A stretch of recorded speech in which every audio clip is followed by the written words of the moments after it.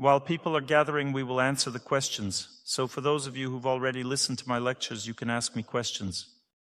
It's kind of a tradition for me to start the lecture with answers to questions, if you have any questions for me. So please, feel free to ask about family life. Who among you has already listened to my lectures? Almost everyone. Later, you'll be chasing me around, but it'll be too late. Don't miss your chance. We have half an hour before the lecture. The topic is family relationships.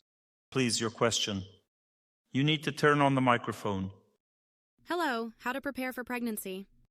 This is an individual question. You have a lot of tension in your body and you need to practice yoga, do yoga exercises, and learn to run. You can sit in warm water in the evenings.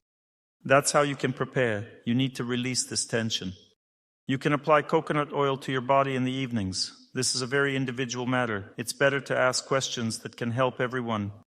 This is not about family relationships, but rather a health question. Let's take your question, young lady. The acoustics in the hall are quite strong. I left my loved one. We lived together in a common-law marriage for 6 years. We have a child together who is 5 years old.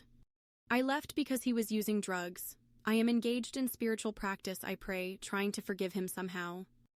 But when he's far away, when he goes on rotation, I feel kindness in my heart. It may not be love, but I feel some kind of kindness. But when he comes back, when he arrives, I feel a kind of repulsion. I can't understand what this is, and whether I did the right thing. When I left him, I told him I'd give him a year to leave his friends and quit drugs. I don't even know if he's trying or not. Does he have someone else? Did he start a new family? No. Is he waiting for you? I don't know. Do you still communicate? Not well, because when he comes, I can't talk to him normally. The person who's in your life is your fate. You don't know everything you did in past lives. You get the result of what you had before. He represents your fate. A person's task is not to fight with another person, but to fight their own fate. This requires prayer. This is a serious conversation. We'll talk about this during the lecture. You need prayer. You need spiritual practice to clear your heart from that burden, that weight in your fate. This burden is represented by that person. When he arrives, you feel the weight of your fate, and that's why it's difficult for you to be near him. He activates that painful memory. Whether you did the right thing or not is hard to say. Living with a person who drinks, beats you, uses drugs is extremely hard. It's practically impossible. The best thing is to set conditions, keep your distance, set conditions and communicate with him, support the relationship and pray, because he won't change on his own. You need your inner strength to work so it can affect him, so that he can change. Are you doing anything praying? I'm praying. Is he changing? I don't know. Is he getting better? Is his attitude toward you changing? You know, when I left him, he came to my house and did the man's work by himself. I didn't even ask him. Did you praise him for that? Of course, but now we almost don't communicate. Only about the son, and that's it. He came this time. I asked him to change the socket, but he didn't do it. He asks for intimacy. I keep my distance from him. If there's no intimacy, then he won't do anything. You need to strengthen your spiritual life to influence the relationship. You need to purify these relationships. They are very hard. This is how your fate works. I can easily prove this to you. There are 2 types of fate in relationships, tough fate and less tough fate. Tough fate always manifests in the parents' relationships. Less tough fate means parents can live well together. But if, for example, my relationships are worse than my parents' relationships, it means it's not such a tough fate. With this person, it's easy to overcome, but you had difficulties already in your childhood. You suffered already. This misunderstanding comes from difficult relationships since childhood. And it goes in waves, meaning up until the age of 5 or 6, you suffered greatly, then it became easier, and now you're still facing harsh fate in relationships. It's very hard for you to even create a family. Even if it's not with this person, it's very hard for you to find someone in general. So it doesn't really matter if it's this person or not. You just need to learn to pray in spiritual practice, which purifies the heart. And by purifying the heart, you will eventually purify the relationship. You might reach a point where he changes as a person. To some extent, that's possible. To be honest, I'm not completely sure you can overcome this fate in your relationship with this person. From what I see, you've overcome about 15% of it. You've already been apart for about 1.5 years, right? About 9 to 10 months. Well, about a year and a half ago, you practically stopped building any serious relationship. During this time, you've overcome 15% of this bad fate. The intensity is weak. You won't be able to overcome it in the time allotted with him. I think another year and a half at most, and this fate will hold you together with him. But after that, a different life will begin. Thank you very much. Hello, Dr. Torsunov. Happy to see you in our city. I would like to express my gratitude for the knowledge you share. Please sit down, people behind you can't see. Your knowledge really helps to set life on the right path. I can't quite formulate my question yet. I would like some advice from you about family life. What's missing? For what? For a happy family life. With whom? With my civil wife. That's getting closer to the topic, because family life can also be with your mom and dad. You're a very sensitive and vulnerable person. Women are also very sensitive and vulnerable by nature. Any woman is.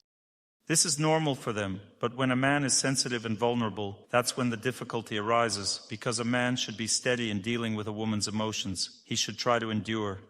This is what I saw at a glance. You're testing me right now. You should ask me questions in general, because there are many aspects to life. Maybe there's something you haven't figured out. I don't know. Maybe there's something else. There are relationships. I'm talking about relationships now. I think there are no problems in that area.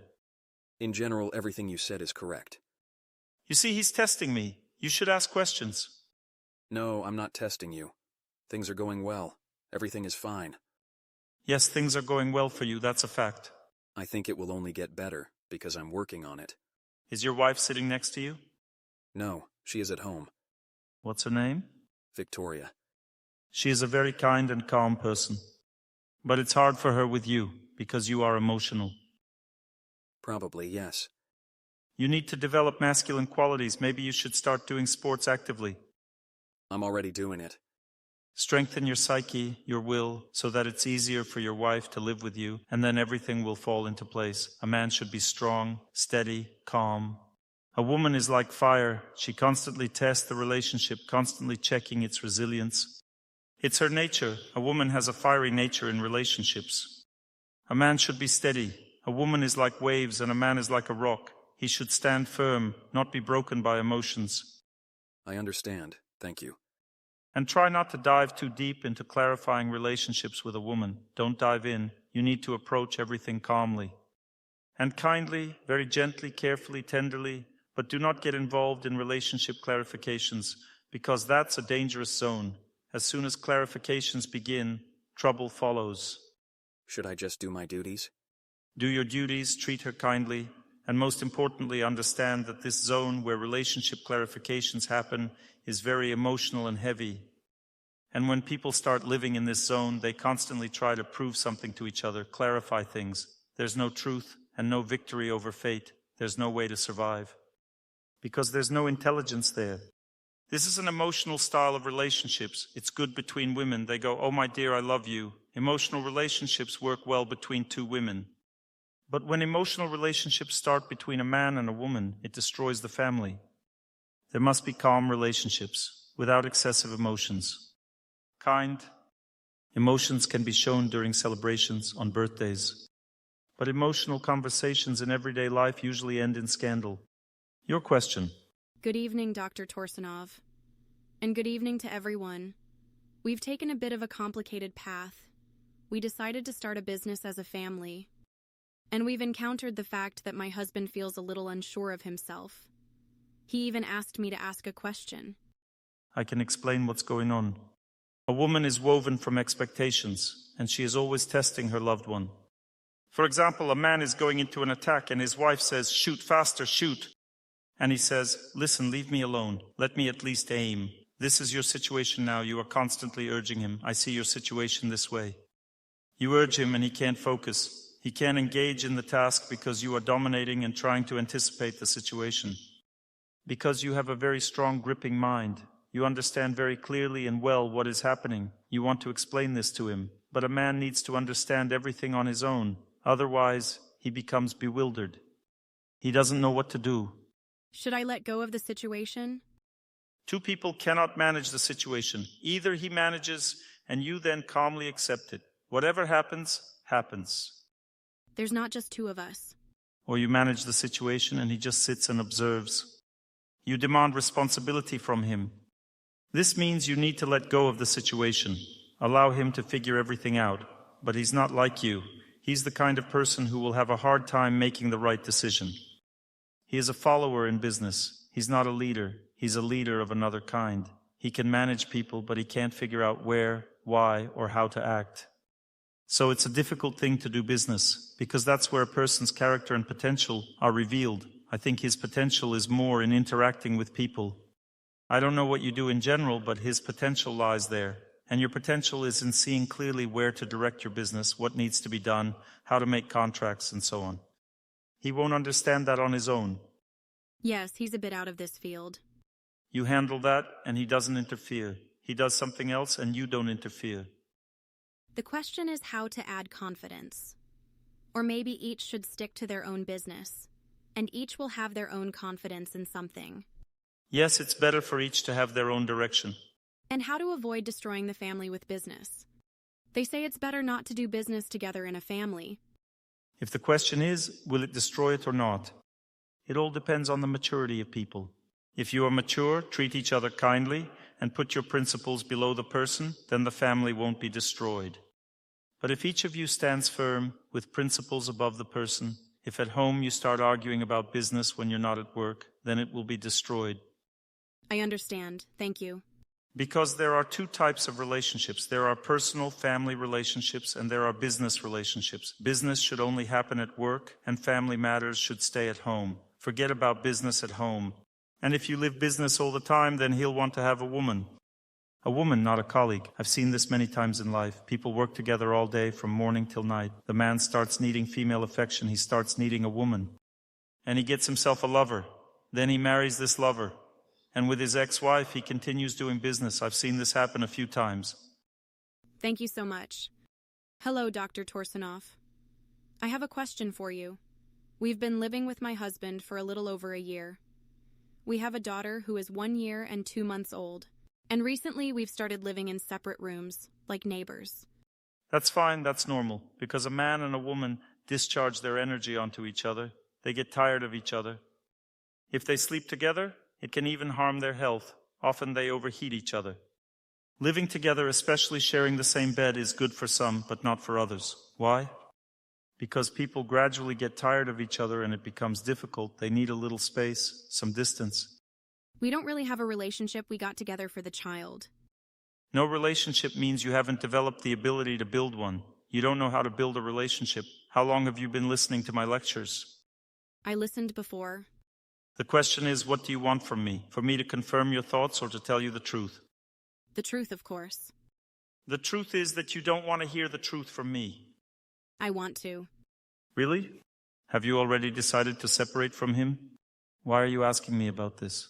Well, maybe we should try to save the family for the sake of the child. Of course, it's worth saving the family. You won't find a better person than him. You don't know how to build relationships, and neither does he. He's closed off too. But how do we find common ground? You don't need to find common ground, you just need to learn how to build relationships. A man and a woman have nothing in common at all. A woman has things in common with other women, and a man with other men. Their views on life are different, their character is completely different, their behavior is different, their interests are all completely different. Even when they are together, it's always difficult for men and women. It's always hard. But you need to understand that a family is for personal development, for learning how to be feminine as a woman and masculine as a man. Both of you have a very clear, strong desire to find happiness in your personal life through your partner. This desire always leads to the destruction of the family. For example, I came here, and if I strongly want to get happiness from you, for you to listen to me very well, to love me, you would immediately run out of the room. It would be difficult for you to be here. I need to learn to give happiness. Then you'd be interested. But if I wait for something from you, nothing will work out. You're waiting for happiness from him, and it's unbearable. That's why he's closed off. It's difficult for him. And he also wants something from you. He is waiting for something. You're waiting for something from him. And since you haven't gotten it, you're thinking of separating. You've separated into different rooms. From those rooms, you're waiting. I'm giving you one last chance, okay? The last chance from the other room. This is wrong thinking. You won't build a family like this with anyone. Before this, you had a person, and you couldn't build a relationship with him for long. You argued and broke up right away. We had a long relationship. 4 years. The same thing happened. You waited, then started to get nervous, act out, and broke up. Isn't that right? Yes, that's right. There was just a strong person there, and this one is a little weaker. It's always like this. If you're strong and he's a rough man, you think, I can't live with this roughness. Okay, then here's a soft one. Oh, I can't live with this soft one either. Then here's a strong one. I can't live with the strong one. Then here's a soft one. I can't live with the soft one. Well, then you won't get anything. Okay, thank you. Good job, you got it. Dr. Torsunov, good evening. Thank you for coming. I wanted to ask you, in a relationship, how important is the physiological aspect? Everyone understood. Everything is fine. I mean, how much should the physical attraction to the person play a role? It's important for undeveloped people, but it doesn't save a family because physical relationships between a man and a woman lose strength over time. At first they are very interesting, pleasant, but then they can become weaker, and eventually disappear. They can never be strong for a lifetime. It's impossible, simply impossible. Because their nature is such that it corrupts itself. Intimate relationships corrupt themselves. But undeveloped people think of sex as love. They think that this is love, and because of that, they cannot maintain a family. They live together for about 3 years, then interest fades, and then goes on to the next person. And so on until a person realizes that love is not sex and not even infatuation. That's a different matter. One must learn what love is and how to build relationships. We will deal with this here. But in any case, these relationships are important. If a person cannot live without this, one must make compromises. If there are no compromises, then it is possible to lose a loved one. This can happen. I've seen many examples. In general, one must understand that family must be developed. One must develop higher, purer, and brighter relationships. They lead to other desires, other ideas, and most importantly, to deeper happiness. But this is a very complex issue. I cannot discuss this most difficult topic at the beginning of my visit to Khabarovsk. Can I try to clarify a little? If there is interaction through the higher centers, does everything else stabilize? Then everything else gets better. If there is interaction through the higher centers, then these relationships also improve, because they also require delicacy, love, purity, and the correct attitude toward the person. All of this is needed everywhere, in all relationships, and then those relationships also become better. In all relationships, a proper, very delicate approach to the person is needed, everywhere and always. And then everything gets better. Therefore, when people purify their relationships, they also improve this aspect as well. Thank you. When people build these relationships, the animal instinct is very strongly activated. Most often men can behave very roughly. This hurts women. And so on. Self-control is needed everywhere. If a man controls himself in these relationships, the woman is much more comfortable. If a woman controls herself, it's also pleasant for the man. Sometimes women act very hysterically and harshly. This also hurts the man. Self-control is needed, a sense of tact. If there is no sense of tact, then there are no relationships at all, including intimate relationships. They leave very strong, harsh marks on the psyche if something goes wrong. This also needs to be understood. Sometimes a woman can't even look at the man for half a year after something has happened. One must treat this calmly, learn to understand it delicately, and then everything will settle. Don't get fixated. For example, if something isn't working out, it doesn't mean the family won't survive or everything is bad. Such an idea alone destroys a family. That intimate relationships are filled with a lot of pain. When something goes wrong doesn't mean anything. The family can still be saved. The pain and tantrum themselves don't mean there's no love. It means that these relationships are filled with very strong energies which are very difficult to handle. They must be treated very carefully. So we're starting to talk now. We've briefly introduced ourselves. You've learned a bit about me, and I've gotten to know you better. Now we're going to talk about family. We're going to talk about who a man is, who a woman is, and how they can live with each other. We will communicate on the topic of male and female relationships. For this, we need to understand in general how a woman is made, how a man is made, and how a person is made. Because relationships mean that something is happening. I base my knowledge on ancient sacred scriptures. Vedic scriptures explain that a person has 3 bodies. The first body is the physical body, which people often consider themselves to be. They say, I am a woman. A woman is not just the physical body, she also has a subtle energy body, and it also has a gender. The second body is the subtle energy body, the invisible body. We don't see it, but we live in it, and it plays a more important role in relationships than the physical body, even though people often think the opposite. People often think that a person's beauty is just the features of their face. But in reality, beauty is a subtle energy.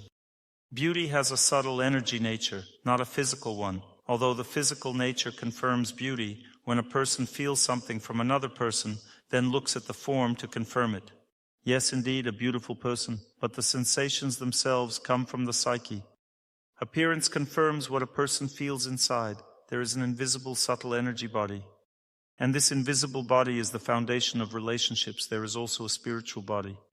We are tiny sparks, souls. The soul is located here, at the center of the heart, in the center of the chest, right here. It is surrounded by an energetic sphere, which is a concentration of memory about all the events that happened in the past, about all our desires. This memory has two forms. One form is the deepest memory of this sphere, unmanifested. We don't remember it, but it exists. The second form is the manifested one. Time is energy. Under the influence of time, space changes everything around. Time affects this sphere, which is around the soul. And time pulls the memory of the past outward. This memory has immense power to influence our lives. It not only changes our mood, but it also sets our close people in a certain way toward us, and this setting changes throughout life. Time comes and, for example, I can't feel happiness from my loved one. Raise your hand if you can't feel happiness from a loved one right now. See, you think that everything has fallen apart between you, that nothing will work out. For example, this lady in white, actually it's just that time has weighed on you not so long ago, 3 months ago. Yes, 3 months ago everything started to feel more difficult. It's clear that before there were quarrels, but the actual feeling of coldness started 3 months ago. This will pass. It's just the mechanics. The energy of time works like this. Sometimes relationships are better, sometimes worse, and it's coming from your heart. You don't even know that this is how your fate works, that you can't feel happiness from him, but you think it all depends on him. That's how this world works. It deceives us. The same thing applies to you, lady in the back. You've completely lost faith in your relationship, thinking, God, why do I even need all this? I don't like it. I don't want to live like this anymore. Because the energy influence is getting heavier. And he doesn't want this either, because the same thing is happening to him. Imagine it's happening to both of you at the same time. It started earlier for you about 8 months ago, but for him it started 3 months ago. And it's the same thing for him, what's happening to you right now. He has also stopped loving you, and this will end for him in about a month and a half. If you live together for those remaining months, you'll start loving each other again. But people start perceiving it as, that's it, we've drifted apart like ships in the sea. This is incorrect thinking because relationships always go in waves, but since a person doesn't know this, they think, we're not compatible, I haven't felt anything for him for 6 months. That means I will never experience love for that person again. This is incorrect thinking. Everything will be fine. So let's study so that we're not discouraged by fate. Everything depends on fate. A loved one uses drugs. This is fate. It's something I did in a past life or the one before. This later comes to me, and I am drawn, specifically attracted to the person who will give me my fate. This causes a strong heat in my heart and the desire to live with them. We think that this heat in the heart or infatuation means that I will only experience happiness with this person all the time. But it simply means harmony, compatibility, that you are similar to this person. The heat in the heart indicates that you are the same, and this means that they will torment you in the same way. They will give you happiness and torment you at the same time, but we do not agree with the torment, we only agree on happiness. This is ignorance, meaning we do not understand how fate works. We do not understand that family life involves both happiness and suffering from a close person. One must be ready for everything. A connection forms in the heart between people, a psychic connection, and it solidifies into a very strong thread, and people cannot separate from each other. They become connected. This connection happens through the influence of God. She says, "Why are you holding me? Leave me alone." He does not hold her. He says, "Go ahead, I'm not holding you." She says, "I can't leave, you're holding me." It's God who is holding, not the person. The person cannot hold. You cannot find a loved one for yourself. You ask me, Dr. Torsunov, how can I find a close person? Go find $5 on the street first. You won't even find $5, let alone a person. It's impossible to find a person, but the person comes into your life by themselves. There are certain astrological periods when this can happen, but that doesn't mean it will. So who is not married? Raise your hand. Is there anyone? You have a favorable time now, and probably someone is already there, a person. Yes? No, then you are doing something wrong. The favorable time will end in 6 months. There's no need to rush, just pray so that God gives you something in your life. I also see the influence of the past, that you left the relationship in a harsh way, did something wrong in that relationship. And you need to repent so that this force does not keep you in loneliness. You see, we have fate, and it can be seen. I feel these threads between people, how things are happening. This can be learned, it's not difficult, but in general we need to understand that there is an invisible body, the subtle energy body, there is the physical body, and there is the soul, which is eternal. Some people say, I don't care who will live in my soul in the next life. You yourself will live in your soul in the next life, and you will be the same person as now, just in a different body. You will be the same person, but you will feel yourself a little differently. It's like putting on a fur coat, you feel differently, right? Or putting on a tailcoat, you feel a bit different because the body will change. So we are all souls. The soul has 3 energies. The first energy is the desire for eternity, or to always live, always be. This desire has no gender. The second is the desire for love. And the third is the desire for victory or knowledge or certainty in life. So the desire for love or harmony is feminine nature. The feminine desire of the soul is love, harmony, relationships, tenderness, affection. There is a masculine desire of the soul, knowledge, victory, seriousness in life, responsibility. There is the energy of knowledge, we simply call it that. All people want to know in life how to live. Women greatly need knowledge because they lack it. But they are carriers of love. Women have a lot of love energy. Because when the soul desires love, it enters a certain type of body. A specific type of body is created that is designed for love. There are subtle energy channels that create the female type of body. We have 3 main subtle energy channels. One runs straight along the spine in the body, called Sushumna. This channel is responsible for life force. When a person wants to live, this channel activates, and all the organs and functions in the body begin to function actively. But if the person is in depression, not wanting to live, all the body's functions begin to wither.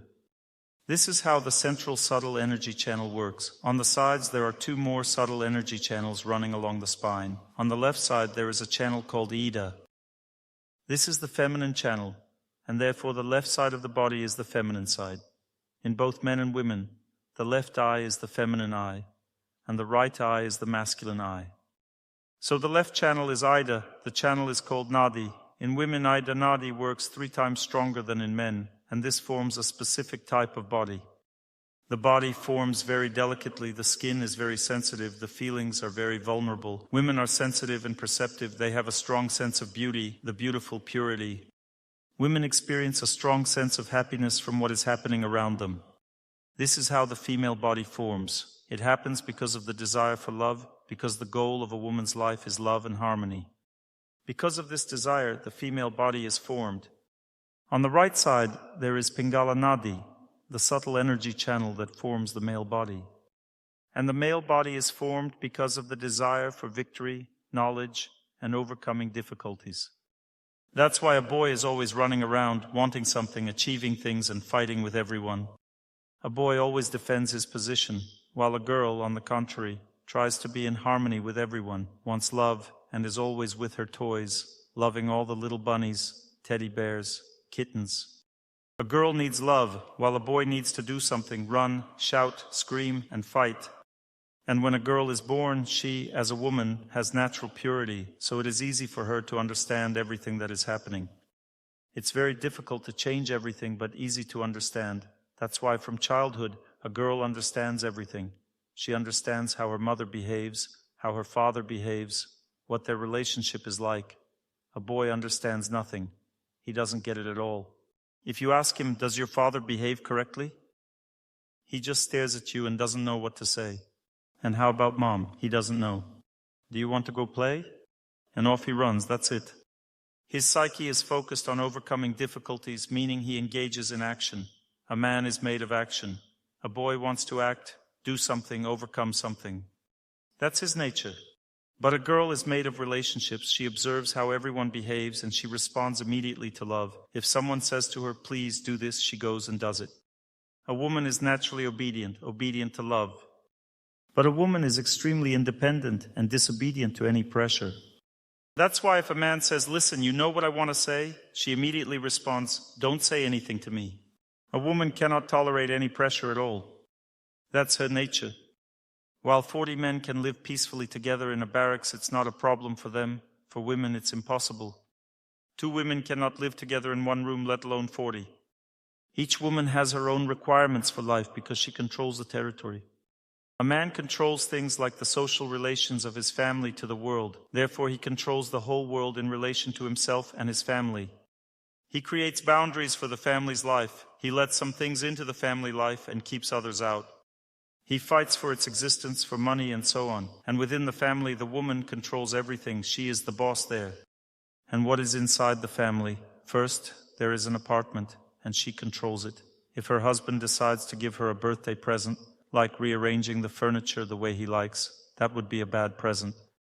If she is delicate, she will later rearrange everything so that he doesn't notice and will make it just like it was. Or if he decides to buy her a dress that he likes, she will never wear it because choosing a dress for her is practically impossible. I experimented once when I was in India. I picked out 40 types of earrings that I thought my wife would like. And you know, I'm a very sensitive person. I really feel people. I picked out 40 types of earrings, sent the photos to her, and she said, I like 2 of these 40, but I'm not sure that I'll wear them when you bring them. After that, I realized it's pointless to choose anything. Let her choose herself. Women have a very developed aesthetic taste. Some women, out of love for their husband, may wear what he chose simply because he liked it, but for a man to choose something for a woman is unrealistic. I'm just describing personality traits, how we are structured. There is the character of a man, and there is the character of a woman. I want to say right away that it's practically impossible for a man to fully understand a woman's character. For him, it's absolutely uncharted territory. Some women get very offended, asking, why don't you understand me? Because it is very difficult to understand. He has a completely different nature. Same about women. They don't understand the character of a man, and that's why the main thing in love is respect. When respect starts, love will definitely follow. And respecting means treating the person's character with great delicacy. And delicately treating a woman's character means respecting what she deeply needs in a relationship. A woman has a very strong fear, in general, that a man won't understand her. He won't be able to properly relate to her desires and feelings because she expects happiness from him. It actually means that he should understand everything, how her feelings and desires work. He should understand all of this and respond to it very well, and then she feels happy. She says that he understands her. When a woman builds a relationship, she carefully watches a man to see if he understands her or not. How does he talk to me? How does he behave? Does he understand me or not? Will I be happy with him or not? Or is he just as dumb as a mule? Sometimes, by nature, a man is just similar in character to a woman, and she thinks that he understands her. It's pleasant to be with him. But that doesn't mean he understands anything. He's still as dumb as a mule. He understands nothing. And then, gradually, you realize that you live with a person who doesn't understand at all how a woman's psyche works, what she needs in relationships. Ladies, unfortunately, this is the truth. Men don't understand. Every woman is absolutely unlike any other. She has her own world, and it seems to her that it's crystal clear what she needs. But he built other relationships before. It was also crystal clear to him, but in a completely different way. And he doesn't know what exactly is supposed to be crystal clear in this case. There are big differences in character and desires in every woman, and it seems to her that this is natural. But in reality, everyone is absolutely different, and naturally, it takes time to understand what exactly this woman or this man needs. Respect for a woman means, first of all, understanding that she is a person. A woman can go to war and work on machines, but we're talking now about the concept of activity or life and the concept of relationships. In relationships, a woman expects 10 times more than a man. She won't work on machines in a relationship with a man. She needs very subtle, delicate, elegant, non-violent, soft relationships. You need to treat a woman like a feather. Walk beside her like this. Oh, my dear, do you like this? I agree with you. And always very carefully. This is called respect for a woman. Any man here will say, Dr. Torsunov, why should I bother? Well, then you'll stay alone if you don't want to bother. One man gave me a ride the other day, and he said, Dr. Torsunov, I figured out one thing in my life. It's better not to argue with women. It's true, and you men who think, why should I adjust? Let her adjust to me. Time will pass, and you'll understand everything. Just a little time is needed. There are no other options. Man can't do anything about it. Either you treat a woman as I've said, or you'll be stuck with nothing. Otherwise, a woman becomes a panther. She starts to adopt a very tough style in relationships, turns on emotion strongly, gets offended, insults, becomes resentful, and so on. She demands this delicacy, tenderness, and compliant affection for herself. Otherwise, war breaks out, and you can't do anything about it because she strongly expects this kind of relationship from man. Now, women, ladies, listen to me carefully now. Everything I've said so far, I know you really liked it. You liked it a lot. So know that for a man, it's a form of austerity to behave like this. His nature is completely different. When a man meets another man, he says, hey man, how's it going? And gives him a slap on the shoulder. How's everything? Doing well? Great. He has a completely different nature. Women, when you meet each other, it's, oh my dear, I am so happy to see you. You are like this by nature, very gentle, very affectionate, you see. But a man is different by nature. If he behaves this way with a woman, it's an extreme self-control for him. He's controlling himself 200%. And this is a great austerity for him to behave like this. In principle, you need to know that it is possible to build harmonious relationships between a man and a woman. Men mostly don't understand how to treat women. They say, why should I tiptoe around for her? You see, that's a different question. Why should I? And it's not that easy to behave this way with your wife, because a man's nature is different, to exert power, to achieve, to strive for everything, to demand, to fight, to make conditions. This is their male lifestyle. This is how men live in the army. They have relationships based on duty, strength, stand straight, attention, silence, march forward, march back, at ease. That's how they live. It's normal for them because by nature a man is very obedient and at the same time demanding when they go fishing together. A woman by nature is very delicate, and she can only be obedient within the energy of love. When there is tenderness, a woman immediately softens, becomes very obedient, and agrees with everything. But when there is no love, she immediately disagrees with everything and becomes disobedient. So there is respect. The concept of respect for a woman is based on knowledge and self-mastery. A man must not just know, but also master himself to behave this way with a woman. This is not easy, and if you think that a man who you like will possess this knowledge and self-mastery, it's unlikely. If you teach him kindly and he is inclined towards this, then it will happen. But this means you will pay the price for him to really want to treat you the way you want. But the most interesting thing is that it's the same with men. Because men also have a very delicate zone. Most of the time women, like men, treat this zone not delicately. This is the zone of feeling, zone of a man's awareness, his life interests, his relationships with other people, his internal position. If a woman mocks his interests and internal position, his masculinity, his relationships with other people, it's called rough behavior towards man. When a man says, this is how I see it, a woman should behave very delicately towards his opinion, because this is an extremely vulnerable zone for a man. If the wife disagrees with the husband's opinion, then he thinks she doesn't love him and doesn't respect him. Woman doesn't think this way, she just disagrees, that's all. But he thinks this is betrayal from her side. She has betrayed me, he thinks. Woman thinks man has betrayed her if he behaves carelessly. She says, I don't feel good. If she says this, he should say, really, what's wrong, my dear? He should behave like this, and she really likes it. But if she says, I don't feel good, and he says, who feels good right now? She thinks, what an idiot. Well, isn't that how women think? It is. She says it to feel harmony. She's always trying to figure out, is there harmony or not in her relationship with her husband? Does he understand her or not? Is there love or not? Should they live together or not? The same thing with men. There is such a zone of great delicacy. And how does a wise woman behave? He says, it should be like this. She says, yes, I agree. She says, yes, I completely agree with everything. She behaves as though she has no opinion, but she does have her own opinion. And you might ask, how should we live then? Should I just do everything the way he says? Not necessarily. What matters to a man is that a woman agrees that this is how things should be. If he says, we need to save money, we're spending a lot on trinkets.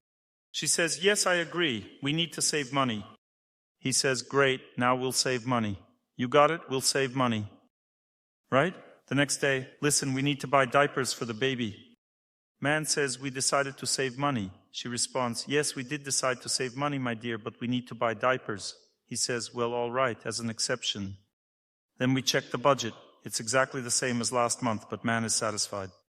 Because the woman understands the policy. She understands that they need to save money, but circumstances can change. For man, it's important that a woman doesn't overthink and understands where we're going, what direction we're heading. And a woman doesn't care which direction we're going. What matters is that she gets everything she needs in life. Their interests don't align. Man generally wants everything to be stable and correct. A woman just wants to live happily. She was born in a woman's body to be happy now. She doesn't care about what will happen tomorrow. She needs happiness now. And cooperation is the key. If a man says, this is how it should be, she must agree. Because in the end, it will be as she wants. Because woman, according to the Vedas, is like the river of life. It flows and lives, and man provides for living. Without a woman, a man doesn't live. He practices asceticism, he conquers, but he lives only next to a woman, and he rejoices when a woman rejoices. When a woman is happy, children are happy, and the man is happy. Life flows within a woman in all aspects. And if we speak about the truth, then even in family life, a man doesn't have the truth. If a woman doesn't allow him to have the truth, the argument starts, and children immediately side with the wife, dog sides with the wife, and it starts barking at the husband because he doesn't feed her. Her friends immediately take her side. But he won't involve his friends in this argument with his wife. They have no time for these discussions. They have some high cosmic interests. They're raising the country together. But the wife tells everyone about how she's arguing with her husband, and everyone's on her side, her friends, neighbors, everyone, and the husband is alone. You understand? He's always a fool when he argues with his wife, always a fool. For many reasons. The first and main reason is that a woman is a big expert in relationships. And she has a very strong sense of being right. And her psyche works much slower than a man's. For example, if a man got upset and a woman got upset, who will be right? The one who stops being upset last. Do you understand why? Because when a person has already stopped being upset, but the other is still upset, something needs to be done about it, and the one being upset comforts the other. Woman is upset for how long? A week. And a man? A few hours? Well, most of the time, but there are exceptions. And what should be done as a result? Husband needs to comfort wife, and to do so he needs to say, well, I was wrong, even though he knows he was right. The next reason is that a woman feels her own rightness very strongly, because in general she feels the truth better. A woman's heart holds purity. A man's heart is governed by forward movement. Man understands where to go, but woman understands how to go in the right direction. A woman says how to do it right, and a man says where to go. And when small talks start, a woman is absolutely certain that he has no idea about the matter at hand. She is completely convinced, she sincerely believes that she is right. A man may have doubts. That's why a woman is always right, even when she is wrong. Do you know why? Because when a man pressures her and says, I told you, she replies, leave me alone. Whoever presses is wrong, isn't that true? And the one who is submissive, whose opinion no one wants to hear, is the one who is right, in fact. Isn't that true? Because the one who pressures is the aggressor. And the person who doesn't pressure, who gives in, is the one who holds the truth. That's why in family life, it's very difficult for a man to build a relationship with a woman if he builds it incorrectly. If a man gives a woman freedom to live as she sees fit, without interfering, yielding, and treating her gently, then she, in an atmosphere of love, will always start agreeing with him because relationships are what matter to her. Where the policy goes is not important. What matters to her is what's happening now, a relationship itself. Does a child receive care or not? What's happening now? If a man agrees in general, a woman is not opposed. Thus, there are spheres of life interests, and respect for a man means respect for his word, his understanding of how life should be lived, his strictness, and his life rules. A woman should treat him very respectfully, delicately, otherwise, if she does not respect him, it means she doesn't love him. A man should treat a woman's desires delicately. She has certain desires in life, she has feelings, she has a sense of herself, her space, her relationships with people. A man should understand all of this because a woman's nature is more subtle and fragile, while a man's nature is coarser. So if he intervenes roughly in something subtle, the subtle will break and suffer. Therefore, he should not interfere with these delicate spaces of a woman's life. Often a woman has zones that are impossible to understand. For example, some women are very sensitive to sounds. Such a woman needs silence. No one should be shouting anywhere. Other women are very sensitive to excess light. Some are sensitive to other things. Some are even afraid of certain insects, even down to microbes. Every woman has something of her own. For example, she can't live in this room, and it drives her crazy. She needs to live in a different room, not this one. This cannot be explained. It does not make any sense. Because she doesn't like it and will never like it, she will go crazy. Or she doesn't like certain clothes and so on. There are things that are very hard for a man to understand. Well, clothes are just clothes. What's the problem? She cannot wear that. And so on. There are very sensitive zones for women, and a man must understand this as well. A man also has very sensitive zones in his principles and views.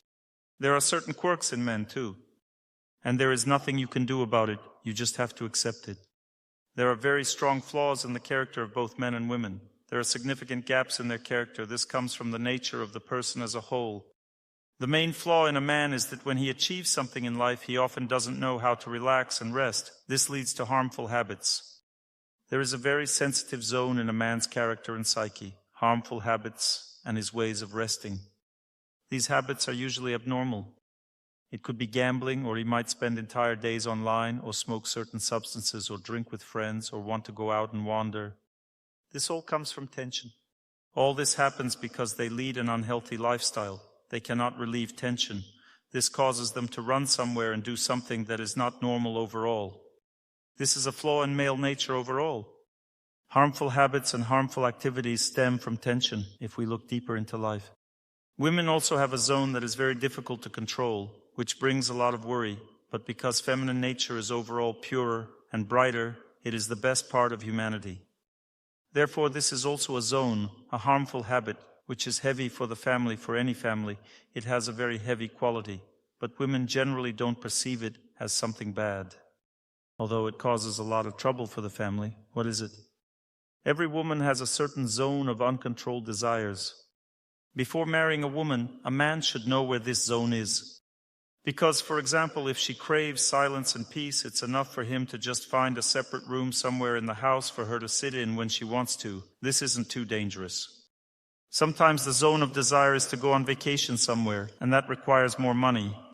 Sometimes a woman really wants jewelry, and as soon as she has some money, she immediately runs to buy jewelry. That's another zone. Sometimes a woman uncontrollably wants pets, and the whole room fills up with cats, dogs, parrots, and penguins. A man doesn't know what to do with it, but he should have known beforehand who he was marrying. Every woman has this zone of uncontrollable desires.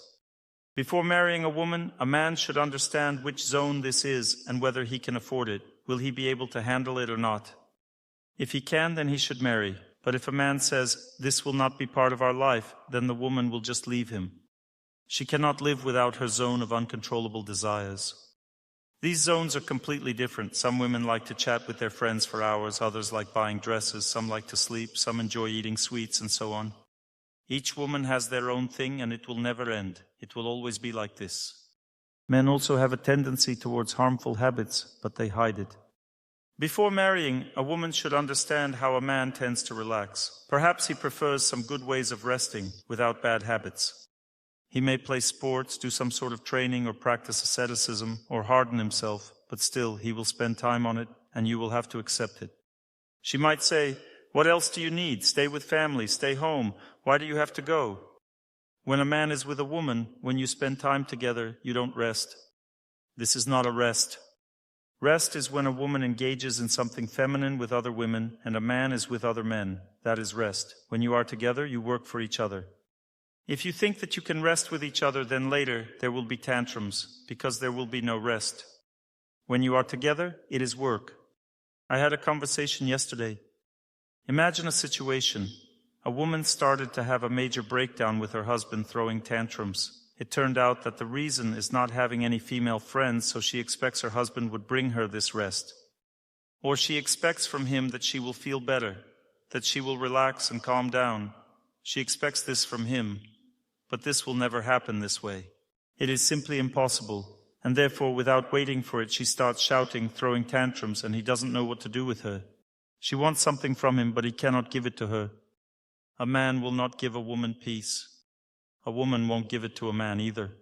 A woman can give it to another woman. If girlfriends meet together, they relax. Men also relax with other men, for example, when they go fishing together. A man gives relaxation to another man, and a woman gives it to another woman. But a woman with a man, they work in their relationship. This work can bring a lot of happiness. This happiness comes through asceticism. If I behave properly with a woman, she becomes grateful, and this brings happiness. But if I don't behave properly, there will be a fight. For example, female friends, they just relax together. There are no barriers they need to jump over. A woman with another woman feels good. They communicate with no barriers. A man with another man feels good. No barriers. But a woman with a man, they need to put a certain effort in their relationship every second, every time. Therefore, it's better for a man to work and for a woman to inspire her husband. When a husband and wife meet, they need to behave in a certain way so that things will be good afterward. A man must adjust to the woman, and the woman must adjust to the man. This is austerity. A man thinks that a woman by nature should be obedient. Yes, my dear, yes, my dear. Men, let me tell you something about women. The first thing you need to know is that a woman, in her view of a man, is an idealist. What does it mean to be an idealist? She wants to see everything at its best in her husband. She wants all the best qualities in a man. He should be the most masculine, the most reasonable, the most knowledgeable, the most erudite, the bravest, and so on. Every woman naturally wants this from her husband. And if she looks at him and sees that this is not the case, she remembers it for life. For her, it's such a stress. She looks at him and thinks, my God, he's so dumb. Or, he's not brave at all, he's a coward. And she immediately starts comparing, but the neighbor's husband is not a coward. And with all of this, when she looks at her husband, she has to say, yes, my dear, I agree with you. Do you know what self-control should be like? She knows him like the back of her hand. Moreover, she knows where his idea will lead, what he says, because her heart feels deeply for her husband. By the way, a woman doesn't feel her own heart as strongly. But when it comes to her husband, she feels everything. She knows what is right and what is wrong.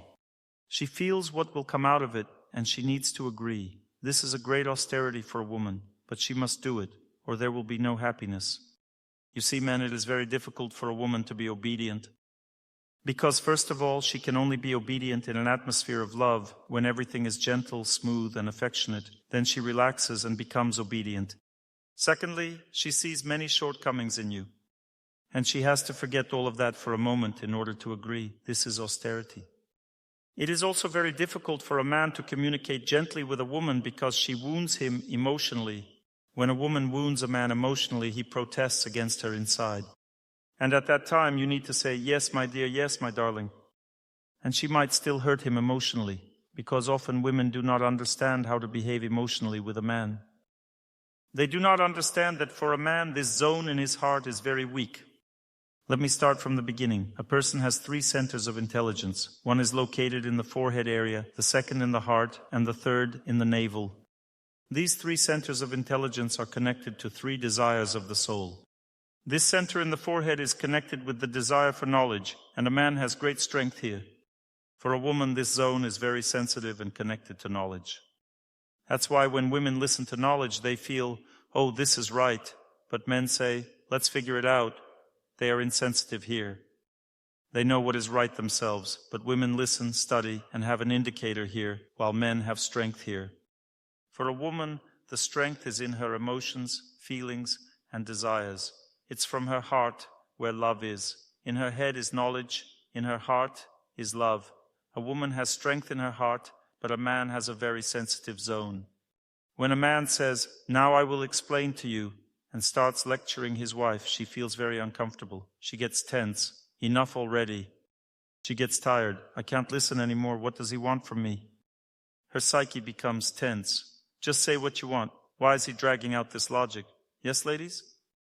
Her psyche becomes tense. It's hard to listen. It's like I'm dealing with a demagogue. This is violence over the woman. When a man starts pushing logic onto her, he is committing violence. A woman can listen to logic only when it's presented with love, delicately, and she enjoys listening to it. But when there's violence, when there's pressure, it's difficult, and in family life there is always pressure. Likewise, a woman exerts pressure on a man with emotions. She says, "We need to talk." He immediately feels uncomfortable and says, "Maybe tomorrow, I'm a bit tired today." Then she calls her friend. "I just told him, we need to talk." And her friend says, "I understand you. Women have equal emotional strength, so they can chat for hours emotionally, no problem." But with her husband, a woman needs to calm her emotions 10 times. She must say calmly, "Let's talk," and then he will do it. He can handle a little emotional pressure, but not much. A woman can also withstand a small amount of pressure from a man's intellectual strength. That's why a man should say, "I'd like to discuss something with you." Not like, "I'll explain it to you now," but very carefully. Then she will talk and listen. So living together is very difficult. Some people think they are unlucky, but in reality it's the same for everyone.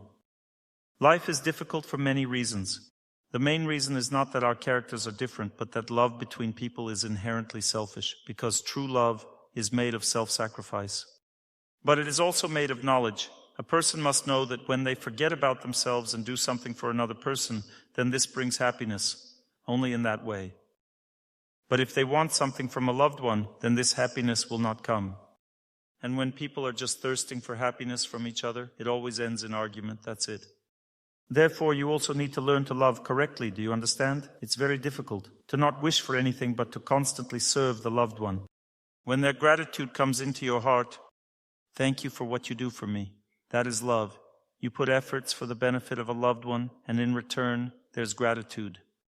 But those efforts are made of 2 halves, care for and discipline your loved one. And you also need to discipline them very delicately. If you don't set the rules, nothing good will come of it. Therefore, this is not just about relationships. And especially when people don't even know what it is. They want to enjoy each other, but it doesn't work out. It is very difficult to build relationships because of different characters. And in general, we don't even know what relationships are and how to love each other. We just want infatuation, and that's why everyone expects infatuation. They think, "Look, Dr. Torsunov, you say, live together, but I have no feelings for him, so we live in separate rooms because I don't love him." But first you need to understand what love is, because the love you want, you are waiting for, only lasts for a short time. And if it's very strong, this always leads to separation. The feeling of love in people is very selfish. They pull this feeling onto themselves. If a person loves someone very strongly, the heart of the other person empties out. And this very strong love for a person causes rejection. The person can't handle it. Raise your hand if you couldn't handle it. If someone loved you strongly and you couldn't take it and ran away. This always happens, keep that in mind. A person simply cannot withstand it. Only God can withstand such an intense love. A person cannot withstand it, and we are waiting for just such love. Moreover, people say, "I want to love strongly like that myself." If you love like that yourself, you won't be able to handle it. It creates a vicious cycle, you understand? And we are waiting for this intense infatuation. We think that if this happens, it will be real life, but it won't happen. Because this is just the beginning of our love. Even if it exists and you endure each other, it won't last long anyway. Because infatuation fades. True love is made of knowledge and austerity. But everyone is waiting for this. Everyone dreams about it. Everyone, without exception, dreams about this. But it's just an illusion. True love has a calm, pure nature of relationships. Respect, gratitude toward a person, that is true love. It doesn't have this thirst. That does not exist in true love between people. There is purity, gratitude, respect, and this love can last a very long time. People can stay together even in the next life if they manage to achieve such love. And what you want might happen, but first of all, only for a while. And second of all, if it's very strong, then it means people won't stay together at all, and we have read a lot of such novels. We see that it's always the same. One person loves strongly, and the other builds a wall, and then it may happen the other way around. Such stories usually end very sadly. It always ends the same way. Person remembers this infatuation all their life and thinks, if only I had lived with this person, then I would have been happy. But with the person I'm living with, no happiness. And even if God gives a chance to bring the person back, it still ends sadly again. Because infatuation doesn't drive relationships, it's a craving. It's not a harmonious relationship. It's a relationship based on thirst, strong, terrible egoism. You can only dream about it. You can dream. But if you want to live with someone, then you have to end the dreams and just build relationships that lead to true feelings of purity, depth, and respect, which will last a lifetime. And you can keep your dream in your heart, my first earthly love. If you want to dream, go ahead and dream. The relationship that you want to build with a person is only inherent to God. These deep desires of relationships are only possible with God. Such relationship will not last long with a person because a person cannot withstand this intensity of human heart's force. We lack the inner capacity to reciprocate such a powerful thirst for love. No one has that ability. Therefore, this is just an illusion. We need to forget it. Often families fall apart because of such an illusion. I want something real. I'm still young. Why should I live with this person all my life? I want some real love. In this world, everything is arranged so that we only get what we deserve, even though we don't think that way. Smart ones get smart ones, and you got me. A woman just doesn't understand her fate in the form of the man who's with her. She thinks, I'm not a drug addict. Why is all of this happening to me? Female and male qualities are opposite. Therefore, they are generally difficult to understand, especially since a woman has a nature of purity. She perceives this world purely. There are two functions of the mind, the function of purity and the function of strength. When strength manifests, it always makes mistakes. It always goes in the wrong direction. Strength by itself is crude. A crude nature, and a man's mind is made of strength, while a woman's is made of purity. That's why women never make mistakes, because they don't rush anywhere. She looks and thinks, man, I wouldn't do it that way. There is purity and there is strength. A woman is pure by nature, a man is strong. Therefore, cooperation is needed. We need to understand that a man will inevitably make mistakes. Then there are also two main directions in personal development. There is feminine direction. Feminine direction is made of conscience, of righteousness. For a woman to live, she needs to form the right understanding, like an instruction for life. If she feels that it's right, she will strictly follow it. This is her principle in life, and that's why she forms this instruction. She goes to lectures, studies everything, listens, and then lives according to what's right. She does everything according to the instructions. System works completely differently for men. He doesn't follow instructions at all. He has experience, and to gain experience, he has to make mistakes. He has to do foolish things sometimes. If he gains experience, he will live according to his experience, not according to what's right. He values this experience much more than what's right. Sometimes this experience is to make a mistake. But for a man, that's more valuable. And even the way women and men listen to lectures is different. How does a woman listen to a lecture? If she feels it's right, she absorbs everything. She absorbs everything to live that way afterward. That's how she listens. How does a man listen? Who is attending the lecture for the first time? Who among men is seeing me for the first time? The first time a man listens, watches, and thinks, is he an idiot? Not an idiot? Idiot? Not idiot? And doubts throughout the whole lecture. He wonders, who is this guy? What kind of guy is he? How does he behave? Is it normal? No. He's getting acquainted for the first time, so to speak. Then if a man already knows a person and feels comfortable, he thinks, okay, this guy's normal. Then he watches, studies, likes it, and listens. Yeah, he's saying it right. No, this part is wrong, this is right, wrong, right. And then the woman asks him, how was the lecture? He answers, I know all of this, it's all correct, but I disagree with this part. This is how a man listens. He always relies on his own experience. Woman says, listen, you came to the lecture. Can you listen to the person or not? He can't.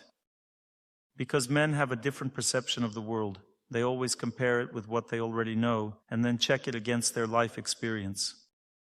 A woman doesn't compare anything, doesn't check anything. She simply absorbs everything and then follows it. A completely different perception of the world, absolutely different. And that's why there's no need to compete. There's no need to try to make a man think like a woman, or vice versa. A man also tells a woman, can't you think for yourself at all? Why listen to some Dr. Torsunov? She can't think for herself. She took instructions and she lives by them. The work process must be organized differently for men and women. A man needs to be taught what to do. You don't need to show him instructions. He still won't understand them. You need to walk with him and show him how to do things. He will learn and work properly. A woman needs to be shown the instructions. She will study them and follow them precisely. But if someone asks her to do something not according to the instructions, she will be shocked, because she was told to do everything according to the instructions. The difference in perception of the world is absolutely huge. That's why a woman is great at navigating in the zone that is familiar to her. Once she has studied something and it's known to her, she navigates it excellently and much better than a man. A man is great at navigating in areas where he has experience taking action, even if the zone is unknown. If he is an experienced person, he will manage to navigate there. That's why a man can venture into unknown areas, but if he has experience in overcoming fate, he will overcome it there. The perception of the world is completely different. Now, how to live together, how to love each other. To live together and love each other, it is necessary to understand that there are duties of both men and women. What are duties? Duties are those things that are difficult for you to do, but you must do them because your loved one cannot live without them. These are duties. If you do not do this for your loved one, they cannot live without it. This is a duty. These duties have a deep nature. The first duty of both men and women is respect. Without respect, it is impossible to live together. A man must act with great care, tact, and gentleness towards a woman, understanding that her mood is constantly changing. This is her nature, and she cannot control it. And if she is in a bad mood, it does not mean that she doesn't love you. It's simply because she is in a bad mood. Do you understand? The atmosphere in the apartment depends on a woman's mood. Everything in the apartment is woven from her mood. If a woman is in a bad mood, the whole apartment feels gloomy. Even cockroaches are sad. Everywhere there's complete sadness. And he approaches her and says, "What's wrong? What's going on?" She says, "Am I bothering you? I'm just in a bad mood. Why are you bothering me?" But he is bothering her because he came home to relax. He wants to relax from work at home. A man rests at home while a woman rests at work. A woman creates an atmosphere at home. She doesn't rest there. She cannot relax. She creates the atmosphere. And if her mood is bad, she cannot create a happy atmosphere. And she herself is not happy with it, but she cannot do anything about it because her mood is like that. She cannot give love energy at that time. At this point, man should focus on self-improvement. He shouldn't expect relaxation at home. He should go chop wood, do something, to overcome fate like a man. A woman's duty is to create an atmosphere. She can't always do this. It depends on her inner capacity, but she should try. And she does it, tidying up the house, making sure everything is clean and beautiful. She creates the atmosphere of love. Why does she do it? This atmosphere relaxes man, and when he is home, he feels comfortable. You might say, "What are you doing sitting on the couch? Go help me chop something." A man gets tired at work and comes home to relax. That's why he gets married, because a woman helps him relax. When he sees a woman, he feels good and relaxes, sits on the couch and watches. Also, he feels confident that everyone around him respects him and his opinion, because at work everyone fights with him, but at home everyone respects his opinion. So he says, "This goes there and that goes here." What if a man doesn't work and a woman is the one who works? That's unfair, of course. That's due to degradation. This man who doesn't work while his woman works doesn't understand what women's money is. There's men's money and there's women's money. What is men's money? Men's money can be spent, you can do whatever you want with it. And it gets forgotten. No matter how much you spend, it's forgotten. With men's money, you can do whatever you want. But if a man spends women's money on himself, it is never forgotten. It's a terrible thing to spend women's money on yourself. She will remember it for her whole life. Who worked for whom? What if both work and come home? Everyone is tired and comes home. Man runs to the kitchen and woman goes to the TV. It happens sometimes. This means there is a certain reversal of fate, a certain difficulty. The cause of the difficulty is the underdevelopment of people. I will explain this later. The main cause of female infertility is that women work too much. When a woman works, she is tense and cannot conceive a child because conception requires energy. To conceive, a woman needs to relax a bit, stop working, engage in sports, do some exercises, eat properly, and spend more time outdoors. Only then will she have the opportunity to conceive. But if she exhausts herself, there is no chance. She may end up childless. Also, when a woman overworks, she loses her beauty. No one else in the house will create the atmosphere. No one will create the atmosphere. A man cannot create the atmosphere. He doesn't have that. He can chop vegetables for a salad, but you won't want to eat it. If you think you will, that's a deep misconception. Of course, he can chop it deliciously for himself, but you won't eat it, because a woman doesn't just eat, she tastes. She takes the energy of love and tastes the energy of love. If there is no energy of love, she won't even try it. Even if it's healthy for her, it doesn't matter unless it's delicious. A woman tastes and a man eats.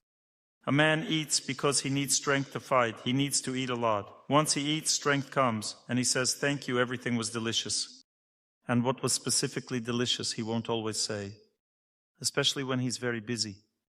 His main thing is to be pulled away from the table in time, otherwise he might overeat. It's like how geese need to have sand added to their food because it weighs down their stomachs and they feel full, otherwise they could die from overeating. Men are somewhat the same. A woman will never die from overeating, although if something is too delicious, then yes. If something tasty is brought to her, that's it. She will eat and eat that tasty thing. This rarely happens because she needs it to be tasty. But for a man, the main thing is that there is food. A man will never cook like a woman does. It's impossible, because a woman puts a lot into the food. First of all, she puts protection for her husband into the food. When she loves her husband, she protects him with love from danger. Wife is a guardian for her husband. These are invisible, subtle energies. A woman feels these energies.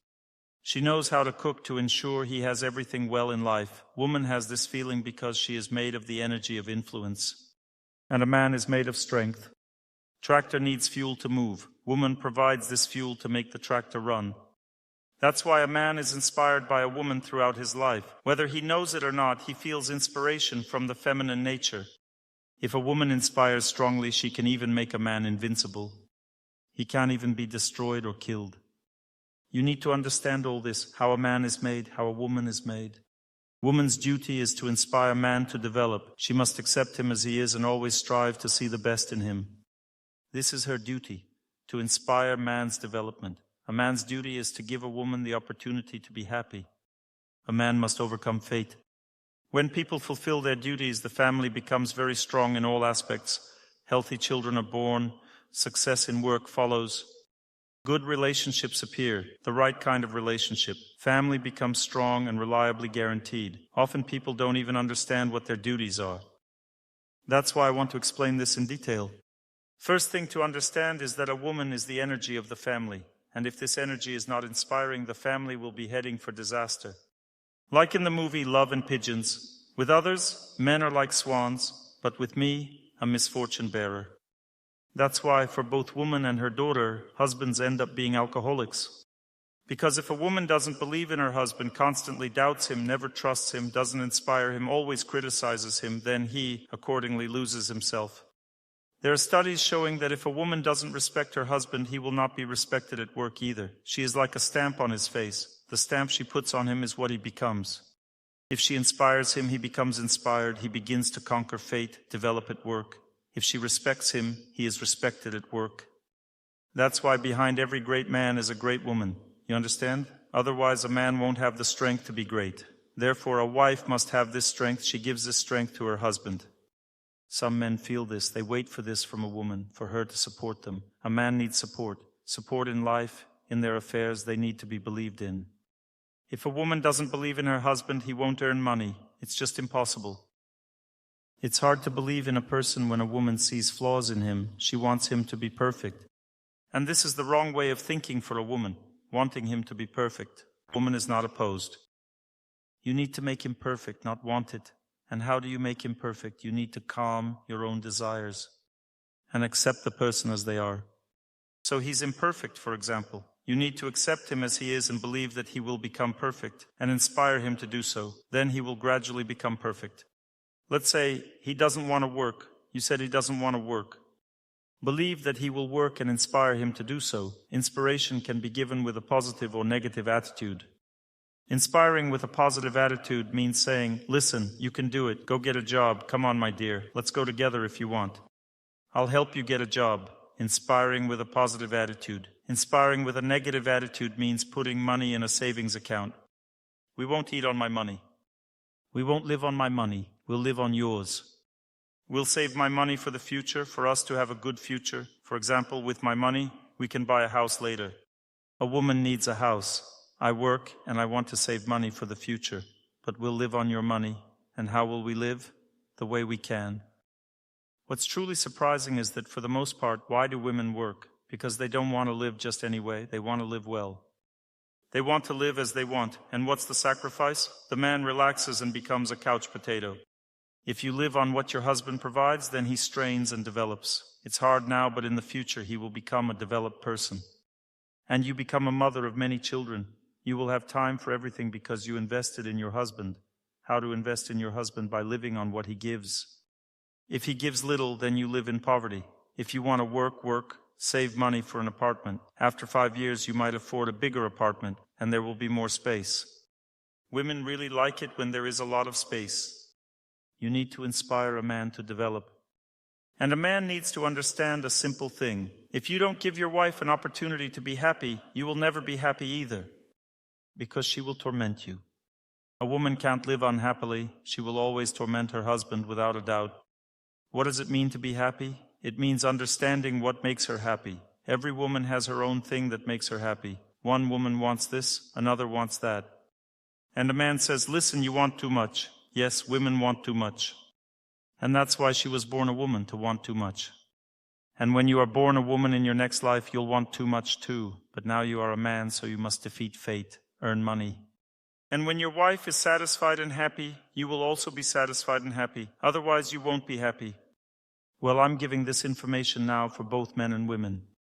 Here's some information for women. Sometimes women are surprised. Why did I end up with such an undeveloped husband?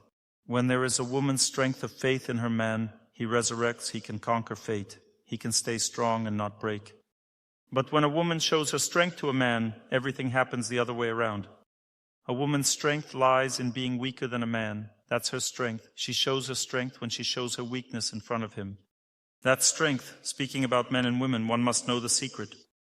The secret is that a woman is internally stronger than a man, even though she doesn't know it. But she is stronger and at the same time more stable. A woman is very stable by nature. That's why she doesn't usually fall into alcoholism or break down in life. A woman is very stable inside, while a man is very dynamic inside. He either degrades or progresses. When a man progresses, all women love him, everyone likes him, because a man becomes attractive when he progresses. Women want to marry only developed men, but this is impossible, because there are 100 women for one developed man. There are very few developed men, and all of them are very attractive, very likable, but they are very few. Therefore, a woman must be wise. She must look at the trend. If a man is heading towards development, but he is still weak, and she feels stronger than him, she should marry him. He's moving towards development, which means he will become much better than you. Because a man has a dynamic nature, he changes. It's difficult for a woman to understand how a man changes, but he does. That's why most women, when they leave men, regret it later, because they see that the person changed. He became different. And they think, why didn't I wait? This is the main idea of loyalty. Wait a little bit. Why are you rushing? Soon it will be better than now. A man develops. But if you want him to develop, help him develop. To do so, you need to develop yourself. In the development of family life, there are 2 key stages. In the first key stage, always only a woman develops. Remember that. It is a woman who starts moving towards God, progress, and everything that is pure and bright. A man always moves towards simply sustaining his family and work.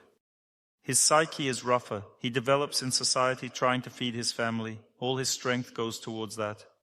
It is difficult for him to understand what conscience, purity, knowledge, and faith are, what God is. For a man, this is very difficult in general because his psyche is not oriented in that direction. He is just surviving, trying to keep the family together so that they have enough and everything else. The woman wonders, Dr. Torsunov, I started to develop, but my husband is so stupid. How can I live with someone like this? He just works all the time, watches football and hockey at home, while I'm so elevated, with such bright thoughts. I want a person in my life as bright as me. The first stage of development is always the female stage in the family. At first, a woman starts to understand how to live correctly, but she suffers greatly because she cannot change life by herself. She lacks the will. She thinks, if only my husband was like this, I would live so happily. And it's true. But for this to happen, a woman must go through her stage. The first phase of family development is a woman's phase. Most often, this means that God gives a woman knowledge first. God gives her first the feeling of how to live correctly. She begins to understand how to live. Understanding this, she should not think that her man is undeveloped. She should understand that it is very difficult for a man to go the right way. But once he starts, he will never stray from it. A woman can go the right way easily, but it's not certain that she will stay on it. Therefore, you need to go the right way, inspire your husband. To inspire him, you need to always accept him as he is. There are 3 stages of personal change. The first stage is to accept the other person. If you haven't accepted them as they are, they will never change. If you think your child is a failure, they will remain a failure. What does it mean to accept a person? It means saying, my boy is not a failure. He has difficulties with this subject. This means accepting a person. The same applies to a man. My man is not lazy, but he is having difficulty finding a job. I'm telling all women, you understand? As the song goes, they are not lazy and they could live well. A woman should understand that it is very difficult for a man to change himself. In general, his psyche is very stiff. He either sits on the couch doing nothing or he fights, one or the other. A woman can easily boom. She gets up, goes and washes the floor. Boom, she sits down, done. For a man, mopping the floor is a whole saga. Wife says, could you please mop the floor? He needs to change his whole life to mop the floor. But if he changes his life and starts mopping the floor, he will mop the floor every day for the rest of his life. It will not be hard for him. Do you understand? For a man to change his life, he needs to get up from the couch. This is very difficult for him. To mop the floor, he has to force himself. It's an entire philosophy. He has to understand that mopping the floor is extremely important for him in life. Then he will go and do it. A woman does something because it's necessary. She just mopped the floors quickly. She is very easily inspired, but doing something for a long time is hard for her. It's very difficult to develop, but it's much easier to be inspired quickly and do something. Understand that a man, on the other hand, is slowly inspired, but once he is inspired, he won't stop. Therefore, women, don't rush. Whatever your husband is like, he is like that, thank God. 50% of women in Russia live without a husband at all. Just so you know. Whatever husband you have, take him and wash the gold out of the dirt. Your husband is a gem. You just have to wash him. You need to wash him, meaning you need to start the activation mechanism. But starting it is difficult. It takes time. You need to wait. You listen to lectures, work on yourself, and accept your husband. You need to accept him first. Once you accept him, from that moment, your knowledge from the heart will pass into his heart, because kindness and love allow the knowledge to be absorbed. If you treat someone, even an alcoholic, kindly, they sober up because of that. Because your love and your knowledge of how to live properly enter the person's heart when you are not against them, when you don't rebel against them. And not rebelling is very difficult. He is your husband, and you should be experiencing happiness from him, not the opposite. That's why the rebellion arises. What's going on? I want happiness. Calm down, not everything happens at once. Be patient, develop. If the sun rises, darkness will never exist in that place. If the sun of your destiny rises, darkness in your husband will fade. Raise your hands, ladies, who have been working on themselves for 5 years and have seen real changes in their husband's life. Look at these women. I'm saying this to inspire everyone else. Many women raise their hands. Raise your hands, ladies, whose husbands don't change at all, no matter how much you try. Yes, it seems like that in the beginning. Gradually, it will all change. Raise your hands, ladies, whose husbands are ahead, and you are following them. You are lucky. It means that luck lives in your fate. Overall, there is one main thing to understand. A woman just needs to understand one thing, and a man will start developing and become a better person immediately. A woman is stronger and more confident inside, but weaker on the outside. Close relationships mean relationships of inner life, not external. Let's break down the psyche. A person always has 2 subtle energy layers. One is internal. It's their character, their sense of self as a person. The other is external. It's the person's behavior, their words, emotions. A woman's behavior has a very soft, pliable, gentle, fragile, unstable nature. But a woman's character inside has a very firm, strong, static, and powerful nature. A man, on the other hand, looks very strong on the outside. His appearance and behavior is very impressive. But inside, he is very fragile, soft, dynamic, mobile, and unstable. Women are very surprised. Where has this come from? What has happened to you? For a man, the main thing in life is not to break. If a man breaks, you can't imagine what can happen to him. He can completely degrade, and it can happen very quickly. Therefore, it's important not to break a man. Women love to saw off the branch they're sitting on. Teasing him, making fun of him, breaking him all the time. It can be done bit by bit. It toughens him up. But if you get too carried away, you can break a man. Then you'll see what happens to him next. After that, you won't be able to do anything with him. He will go off the rails. That's why women live longer in general, because many men go off the rails, degrade, drink themselves to death, and just end their life. It's possible in the male body. A man's life is very dangerous. There's a risk of going off the rails, breaking down, losing oneself. A woman is very stable by nature. She doesn't lose herself. She can live in depression for many years, but she won't lose herself even in that case. Because a woman's psyche is very stable. In general, it's important to understand that a woman is stronger than a man in her internal stability, in the strength of her character. That's why rule number 1 for a man, don't mess with a woman. You can explain things to her gently, behave softly, she will always understand you and listen. But if a man goes on principle, if he starts fighting with a woman in the family, trying to prove something to her, know this, men, a woman has one function that she doesn't like herself. She would rather die than surrender. She may leave the family, she may do completely crazy things from the point of view of life, but she will never submit to violence. That's the nature of women. She will destroy everything, but will never agree to violence. So men, be careful. Don't awaken the snake in a woman that will bite everyone and die herself. Don't do that. It's very dangerous. It's better to be gentle and kind. With a woman, you can always agree, solve all problems kindly. If she doesn't agree, she will eventually agree. You need to behave gently and kindly with a woman, gently and kindly. What should not be done with men? You should not disappoint them in themselves. You should not humiliate them as individuals. For example, you're going to an event with your husband, and you say to everyone, "Oh, my husband is a little goofball."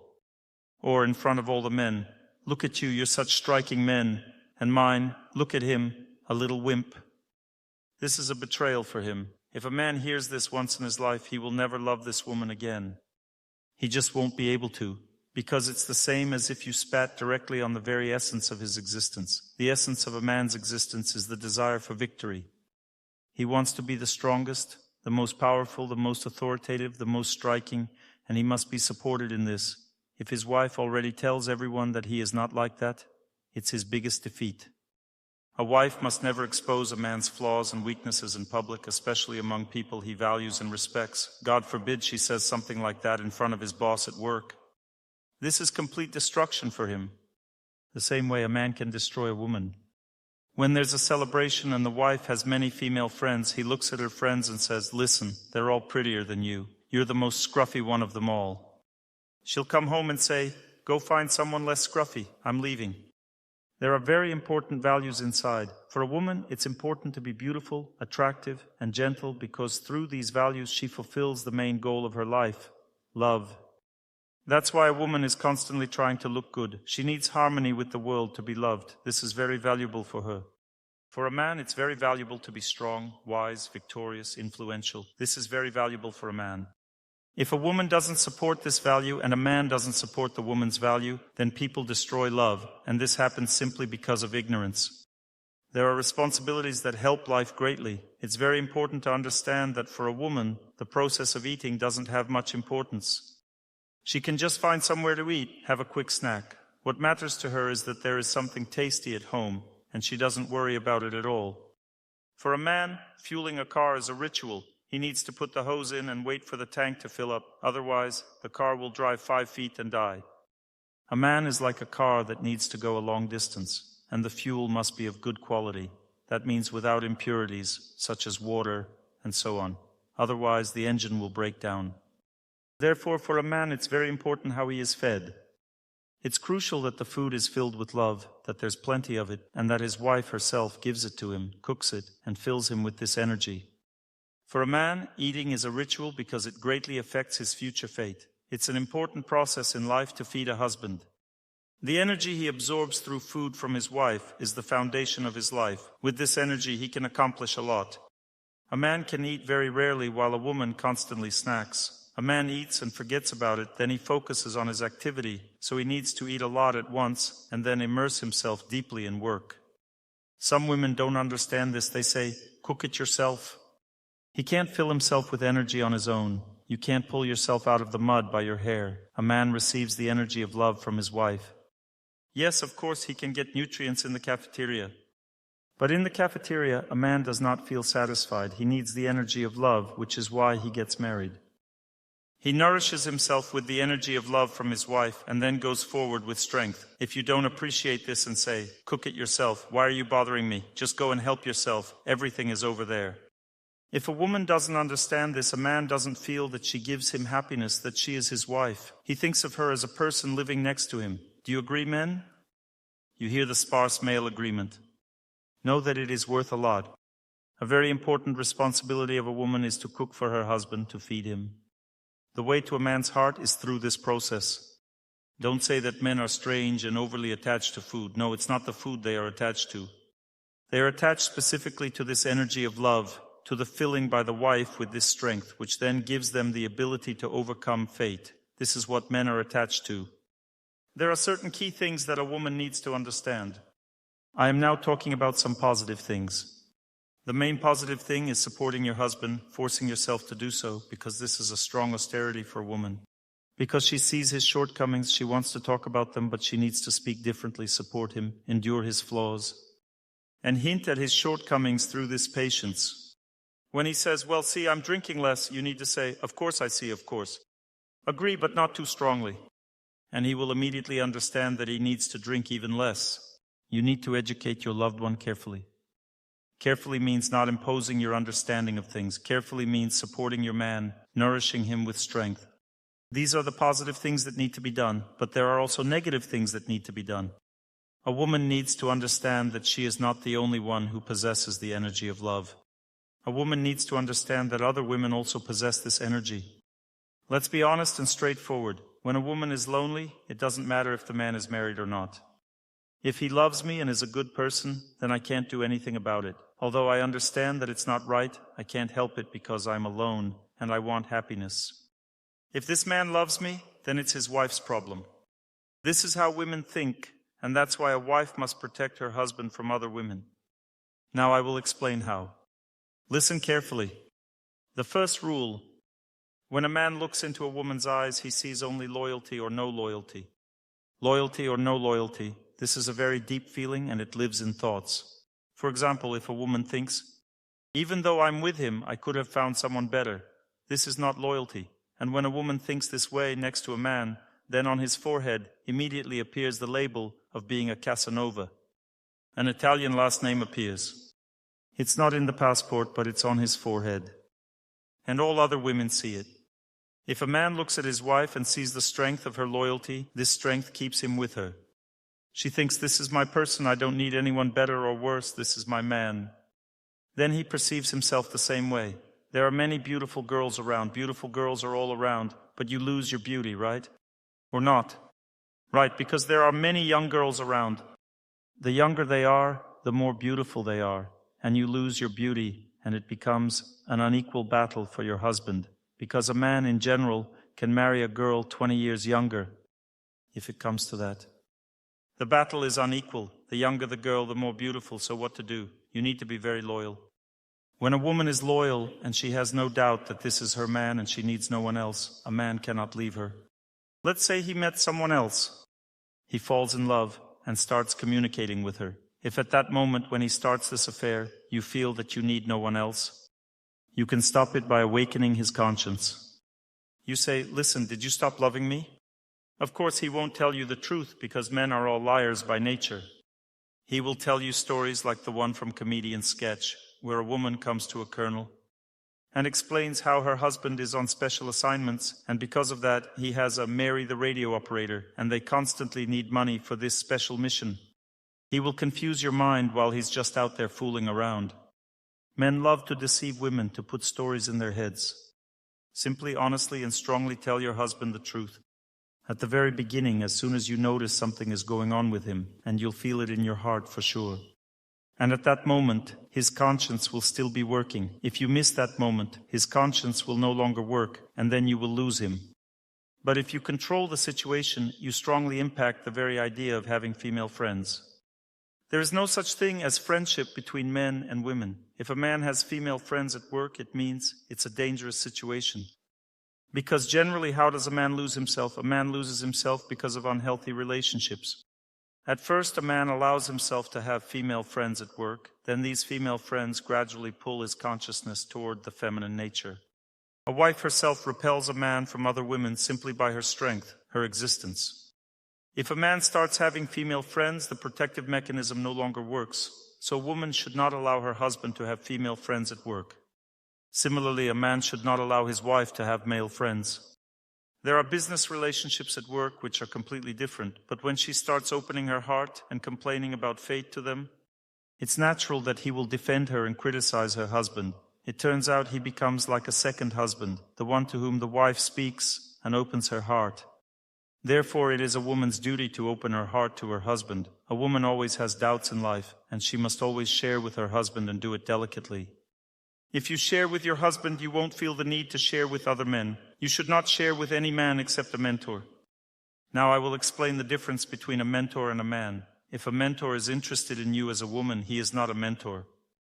You will always see if he is interested or not. It is clear in his eyes. Every woman knows whether a man is interested in her or not. You can't deceive her in this. If a mentor is interested in you, he is not a mentor, he is a disqualified person. You shouldn't have any further relationships with him. A woman should share with her husband or seniors. She can share with her girlfriends. But if she shares with a man who is interested in her, she is getting a second husband. He might take advantage or not. It's his choice. If he wants, he can turn her world upside down, and she won't even notice it. So be careful, both men and women. In modern society, people often lose their loved ones simply because they don't understand that this world is very dangerous. In general, we need to understand other reasons why we lose each other. I won't discuss that in today's lecture. I'll address it later when we go deeper into the topic. But in general, it's important to know that there is a concept called family egoism. It means that we expect happiness from each other and want happiness inside the family. Family egoism destroys family despite expectations. People think, we live so well together, everything is great. If you don't invite friends over, don't take care of anyone in the family, and don't give your love or energy to anyone in society, but only keep everything for yourself, your family will fall apart because this energy will eventually turn into poison, leading to arguments and quarrels. Any closed system will collapse. There needs to be an exchange, and it's important to know this. This is also a family duty. Invite friends over, cook for them, take care of someone, and also take care of your parents and so on. There are many duties for men and women. A man should earn money for a living. Men's money is money that brings happiness to the family. Women's money is hot money leading to conflicts, so it is dangerous in general. Its energy is very negative. Men's money is kind. It brings happiness, good, and prosperity to the family. Therefore, it's better for a man to work and for a woman to inspire her husband. If a woman wants to work, that's also fine because a woman gets tired at home. She needs to develop as a person in society, and she needs to communicate with people. She stagnates at home, becoming wild. It's very hard for her to live like this because by nature, a woman is a social being. She needs communication and needs to develop. Therefore, she works for development simply because she needs it for growth. So a woman does not need to earn a lot of money. If you want to work, work where you grow, where you enjoy it, where you like it. A man should earn money. But if you earn, that's also fine. Though families shouldn't rely too much on a woman's money, this brings conflicts and difficulties in family life. Husband's duty is to create order in the family. He sets the main rules on how to live. A man is like a bank, and a woman is like a river.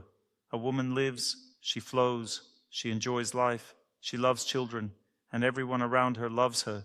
She is the center of the family. She is the center of love. A man protects all of this. He creates conditions for a proper life. Sometimes a woman gets carried away somewhere. She is very impressionable. She can go the wrong way, turn in the wrong direction. This is possible for a woman.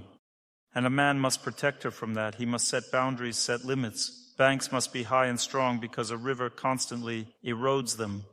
She constantly, so to speak, wears down the banks. That's the nature of a woman. And a man must stand firm. He must not break. How should a man behave with a woman? He should give her an opportunity to express herself, listen to her emotions. But he should be concise with her. He should listen to her calmly, and if she really needs it, give advice. But a man should know that a woman most often does not want advice from him. She wants reassurance. Remember, a woman wants reassurance. Let's say she says, listen, I don't know what to do, advise me. If she comes to you, don't fall into the trap. She wants you to help her make a decision. Well, then help her to do what she wants. She wants to change jobs. She says, should I change jobs or not? I don't know. You need to figure out what she wants, because maybe she doesn't want to change jobs, but maybe she does. If she wants to change jobs, she feels that things are stable here, but they might not be stable there. But she wants to change jobs. Know this, if a woman wants to change jobs, she will. Whether you advise her or not, that's how a woman's psyche works. I want to say this again, listen carefully. A woman's desires do not end, while a man's desires do. If a man wants something, he will change his mind, and a woman knows this. A man wants something and she just waits a little while, he'll forget about it. She knows he'll forget. So she just delays things. He forgets, everything is fine. A woman will never forget what she wants. If she wants something, she will want it for her whole life. If she decides to change jobs, she will be miserable at her current job. That's why the husband needs to understand what she wants, you see? If she talks to him and says, I don't know what to do, you need to figure out what she wants. If you find out she wants to change jobs, you should say, okay, change jobs. Or you should say, well, what do you want? You probably want to change jobs, right? Yes, I do. Then go ahead and change. I'm scared. It's okay. Everything will be fine. You need to understand where the river is flowing. It has already started flowing there. That's it. If there is an obstacle, she will navigate around it, but she is still going there. You just need to help her remove the obstacle so she can flow smoothly. But you can tell her, you're always changing jobs. Yes, she will always change jobs. Because a woman has 4 stages of existence at work, with rare exceptions. I'll explain the exceptions now. The first stage, I really like it. The second stage, I'm tired. The third stage, I'm bored. The fourth stage, I'm leaving. Men, got it? And the most interesting part, it's perfectly normal for a woman to leave her job according to her destiny. She easily finds another job because it's easy for her to impress people. A woman appears as an expert in everything. She goes somewhere to apply for a job and they see, oh, a good specialist. She looks like an expert. She knows everything. She's completely competent. The problem is she doesn't want to work. But most of the time, employers don't know yet that all women are the same. They all don't want to work. And even if they really want to work, it's only temporary. Then they leave over time. So don't stress about where she works. It doesn't matter. The most important thing is that she thinks about family, about children. That's the most important. That should be stable and steady. And that's how it is in a woman's nature. She's stable in these matters. A woman's duty is to develop a man, to encourage him to be active, to inspire him. A man's duty is to protect a woman's feelings. Protecting a woman's feelings means that a woman should feel at peace with her husband. At peace means she can tap him on the chest, get upset with him, be deeply touched by something, do something silly, and he won't notice. It means she can live next to him. And she feels great. Why? Because she can rely on this person, meaning no matter what she does, he treats her calmly. Women, am I right? Yes, she feels awesome. She can live with him, that's it. Men, this means to be a reliable person. To be a reliable person, you need to understand a few rules when communicating with women. If a woman tells you, literally, I don't love you anymore, I want to leave you, and you take it seriously, the next day something else happens. The next day she says, I was in a bad mood and I said that. Why did you take it so seriously? If she herself doesn't take what she said seriously, why should you? You see, women always compete with men in strength. If a man is strong by nature, a woman feels weak. And to show herself as strong, she says, I can live without you. Why does she say that? She says it to make him feel that she is strong. That's it. Not because she wants to live without him or wants to leave. She does it just to spite him, to get back at him. And when she gets back at him, she says completely irrational things. And then she thinks, oh my God, what did I just say? This is how it really happens. So a man should remain calm about it. Remember, if a woman wants to leave, she will never tell you about it. She will quietly pack her things and leave. Is that right or not? And if she says it, it means she is warning, but she doesn't actually want to leave. Now, women, if a man says, I don't need you, I can find thousands like you, do you know why he says that? He says it to hear this. Of course, you are so awesome. You are the most handsome. You are the best, no doubts about it. That's all, just for that. It's not because he actually plans to look for someone else. He just wants to prove his greatness this way. Of course, it's not the best way to prove it, but sometimes men do this. They threaten. You see, it's a threat. It doesn't mean anything at all. Women fall for this all the time. Dr. Torsunov, can you believe what he said? That he can find thousands of women like me. Don't listen. It's just a show-off. You should know you live not far from Siberia. What's showing off? You should know this. Sometimes in spring, male deer grow big antlers, and they run at each other and crash their antlers together. And those antlers fall off. These fallen antlers are called showing off. You understand? It's when they run at full speed, crash, and end up with no show-off left. Men love to show off. It's like antlers. Then new ones grow. This is what it's all about. At the end of the lecture, we will have a training session. I will teach you how to pray. I will tell you how to tune into the sound of those who are praying and how to overcome fate. We will allocate 15 minutes for this. Tomorrow you will come by 6 and there will be half an hour for questions, then lecture. And now ask questions related to the topic of the lecture to clarify the information. What's unclear? What do you want to know or hear from me? Someone should distribute the microphone. Go ahead. Ask what is not clear. Your question, young lady. We discussed a situation where, for example, a husband doesn't work. And we should say that he just can't find a job and try to live with that and even praise him for something. Where's the line so he doesn't take advantage of me? Because there are men who do end up taking advantage. All men take advantage. Yes, so should we praise and support him or should we give him a push? Praising and supporting are different things. Yes, I haven't covered that topic, thank you. The first thing to understand is that if a man doesn't work, it means you work too much. You need to realize that these opposites sometimes happen in life. We will discuss it tomorrow. It's a bad fate, of course, but it's not just his fate. It's also yours. You've come together like this. It's slightly wrong in how it was set up, and it can all be fixed. When talking about correcting a man, know that inspiration is only one half, and it doesn't work without the other half. I will give you an example. A little child misbehaved. You tell him, if you do this again, I will punish you. Will that work? No, never. Do you know why? Because a man doesn't perceive such a way of existence. You need to take his hand and lead him. He'll ask, Mom, where are we going? You'll say, to the corner, or we're going to punish you. He'll immediately say, Mom, why punish? Well, because you did this. Mom, I won't do it again. No, you will. I know it. And then you go on to punish. You put him in the corner.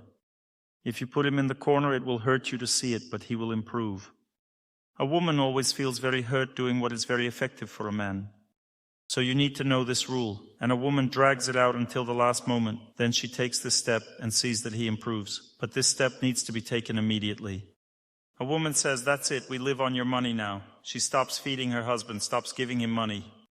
It's very painful to see this, but it has to be done because a man only understands actions. If you say he can't find a job, I can tell you what he's thinking. I can't find a job because this job is bad. There hasn't been a job yet that suits me. But in reality, the reason is different. He just doesn't want to work.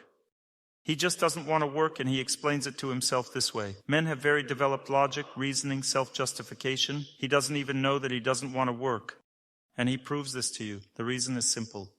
Speaking of a man's development, one man asked me a question. Dr. Torsunov, what is my nature? What should I do?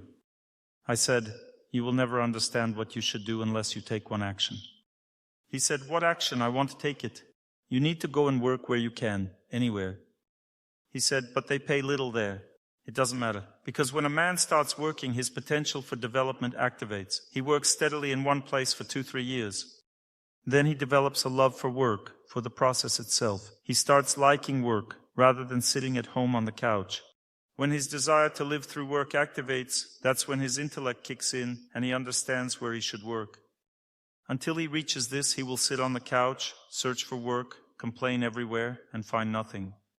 And only a woman can help him. How can she help him?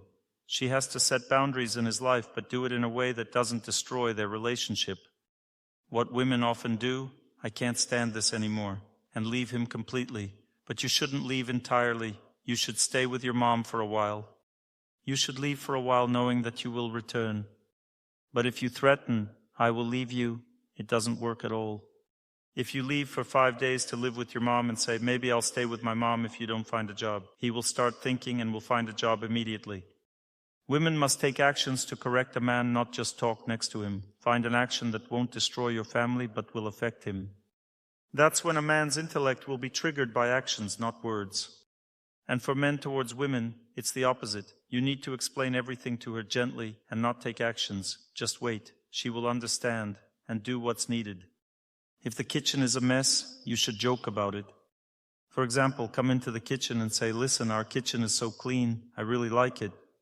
Or come in and start washing the dishes in a manly way. How does a man wash the dishes? Well, there are still stains and splashes everywhere, and she says, "Go, I'll wash it myself." And you need to say, "Of course you'll wash it. I'm so sure that you'll wash it. But it is dirty and I want it to be clean." And keep washing. She says, "Leave me alone, go, I'll wash it myself," and starts washing everything. You need to help her. Or you need to say to your wife, "Let's wash the dishes together. Even though you don't want to wash, you're busy, there's no time at all. Don't worry, everything will be fine." She says, "Okay, let's go. It's hard for me to do it alone. Let's go together." Her willpower is weak. You go with her and start washing the dishes together. She says, "All right, go away. I'll finish washing it myself," because she just needs to start. Naturally, she doesn't like the way you do it, but you just need to help her, get her started, and she'll go on doing it herself. There are different ways to help a woman, but you should never punish her. There are other ways. Find the one that will inspire her. If she likes the way you clean, then don't encourage it. This is a woman's responsibility. You don't fill the dishes with love when you wash them, you understand? Only a woman fills them with love. There are Swiss watches and there are fake watches made in China. When a man washes, it's like a fake made in China, but when a woman washes, it's like Swiss watches. She fills the house with love when she does it. A man can clean and it'll be clean, but the inner essence of the dish won't be as it should be. So even though a man can cook well in public, he can't cook well at home. At home, only a woman can cook well because she is the foundation of love in the family. Although helping each other and replacing each other is allowed, of course, but just know what to do and how to do it right. A woman should be inspired to do her household chores because for her it's an asceticism practice. Listen carefully. For a man, asceticism is work, and that's why it's so hard for him to find a job. While for a woman, asceticism practice is doing household chores, and that's why it's so difficult for her to do it. But each person should do their own duties. This is important to know. A woman likes to work somewhere because for her it's a rest. She has much more ability to do things. She is more capable than a man in activity, but her duty is to do household chores because this brings 1,000 times more benefit. And a man's duty is to work because this brings more benefit. But a man might enjoy doing some household chores. For him, it could be rest. At the same time, a woman rests at work, though we should not aim for rest, but for fulfilling our duty. It's very important to understand this. In this case, family develops, society develops. Everything will work out for you. Your husband will work. You need to make an effort. Next question. Question about food. If kids prefer when dad cooks. Well, let dad cook for the kids, and the wife should cook for her husband. You see, maybe someone likes something, it's not a problem. But if the man will cook at home constantly, the first thing you'll lose is love in the family. Because when a woman cooks, cleans, and washes, she fills the house with her love, and there's love in the house. Because love is a woman, not a man. If a man cooks, he creates a hole in this area. I can give you 1,000 examples when people hired a maid because the wife has no time to cook. If a maid cooks, washes with love, and cleans with love, what will happen next? The wife will simply lose her husband because of such a maid. He'll like this maid, and that's it. He'll leave his wife for her or kick his wife out of the house. And if she's very old, there will be no love. You won't be able to replace yourself, my dears. I can give an example. I have a friend, a very influential person. She hired great nannies for her children. Just awesome. And they took care of the kids. These kids started to consider these nannies as their parents. As a result, a big tragedy occurred. It was very difficult to return children to the relationship. Although the children were growing up fine, they didn't consider mom and dad as their parents. You understand? Of course, you can combine everything. Sometimes husband cooks, sometimes nanny, sometimes maid cooks. But in general, just understand the following.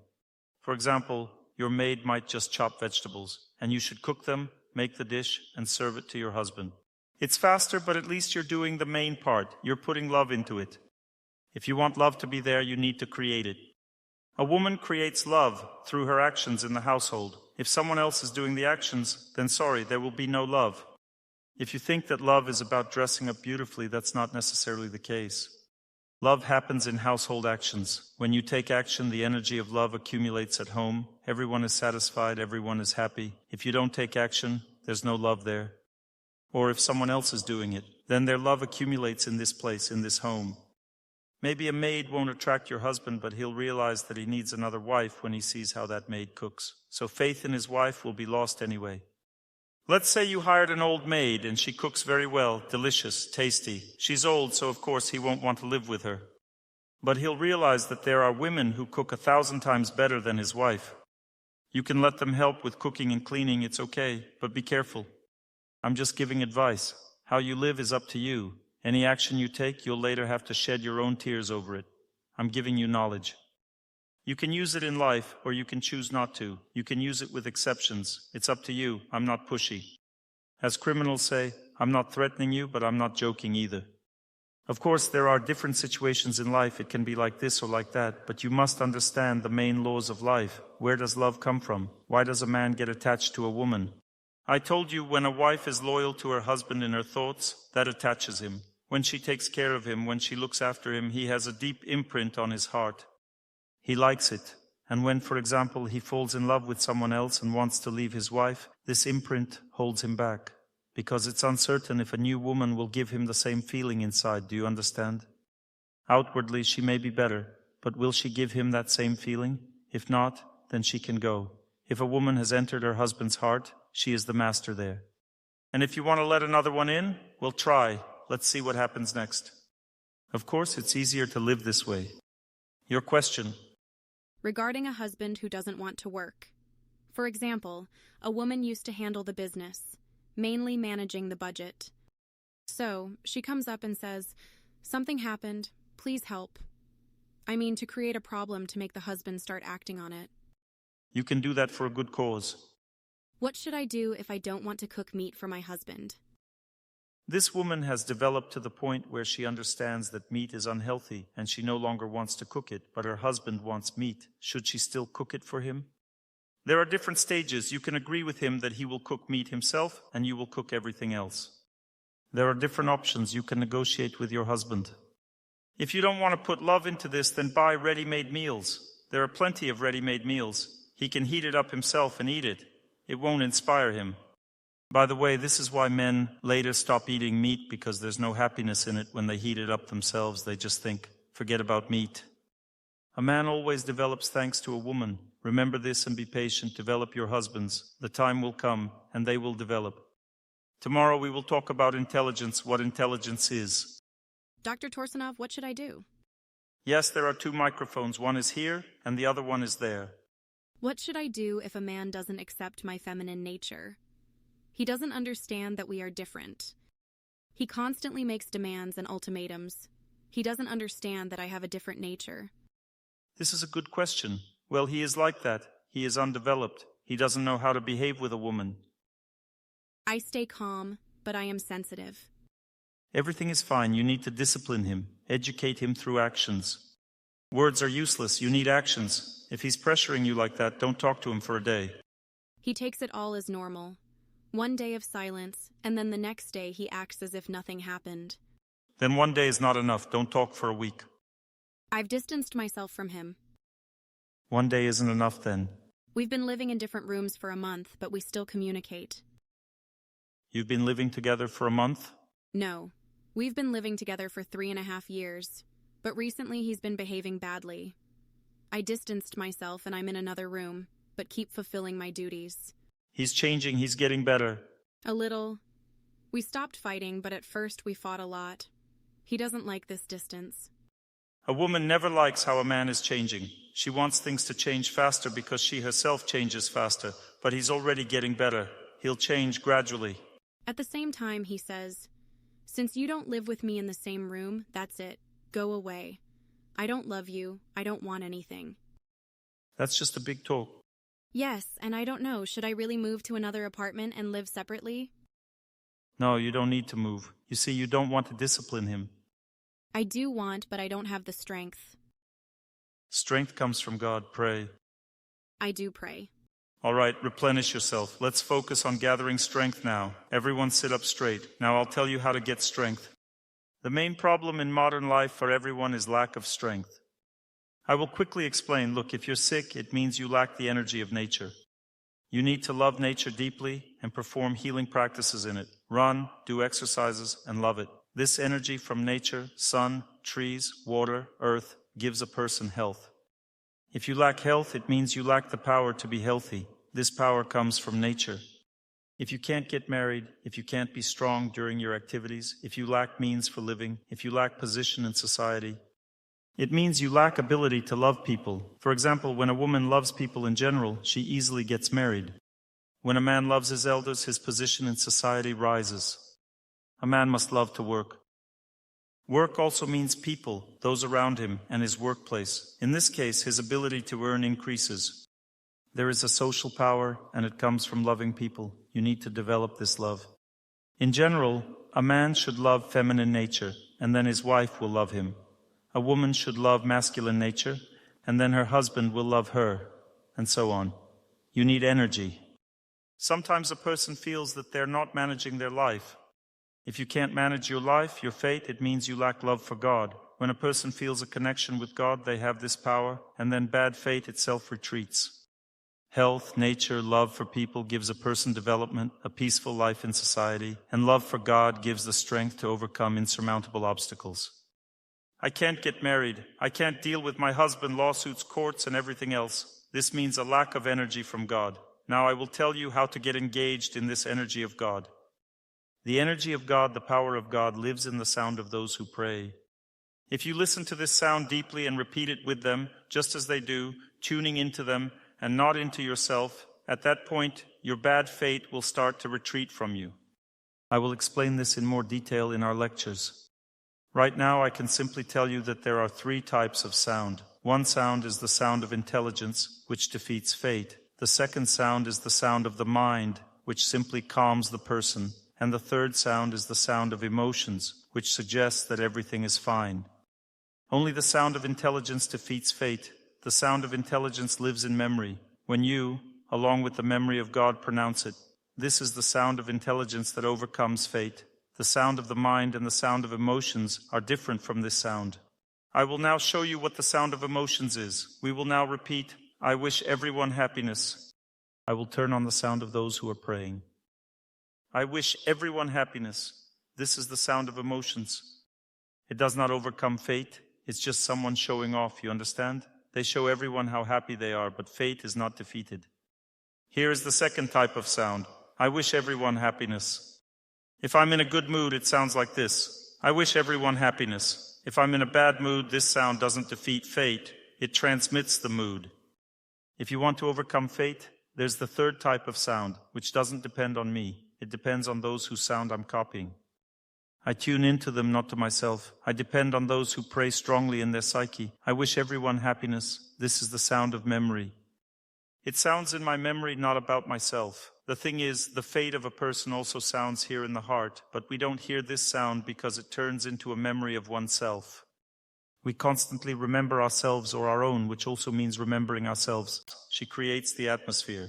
But if a person stops remembering themselves and instead remembers those who are praying and resonates with them, thinking and tuning into God, at that moment they start to resonate stronger than the sound of fate, and the memory of themselves melts away. And then peace and confidence appear in the heart, knowing that everything will be fine. So the stages of victory over fate begin, which we will discuss tomorrow. It is very difficult to overcome fate alone, because the sound of the memory of oneself is very strong, and a person cannot distract themselves. But if we repeat the prayer together with someone, this memory unites, the sound unites, and overcomes fate. Let's all try together. Now we will all repeat together in unison, I wish everyone happiness. And let's attune ourselves to the common sound and the sound of those who are singing the prayer. I wish everyone happiness. I wish everyone happiness. I wish everyone happiness. To learn more on the subject of health and healing of the body, please make sure to read my health guide, available for download on my YouTube channel or on my Instagram page. Thank you very much, and see you soon.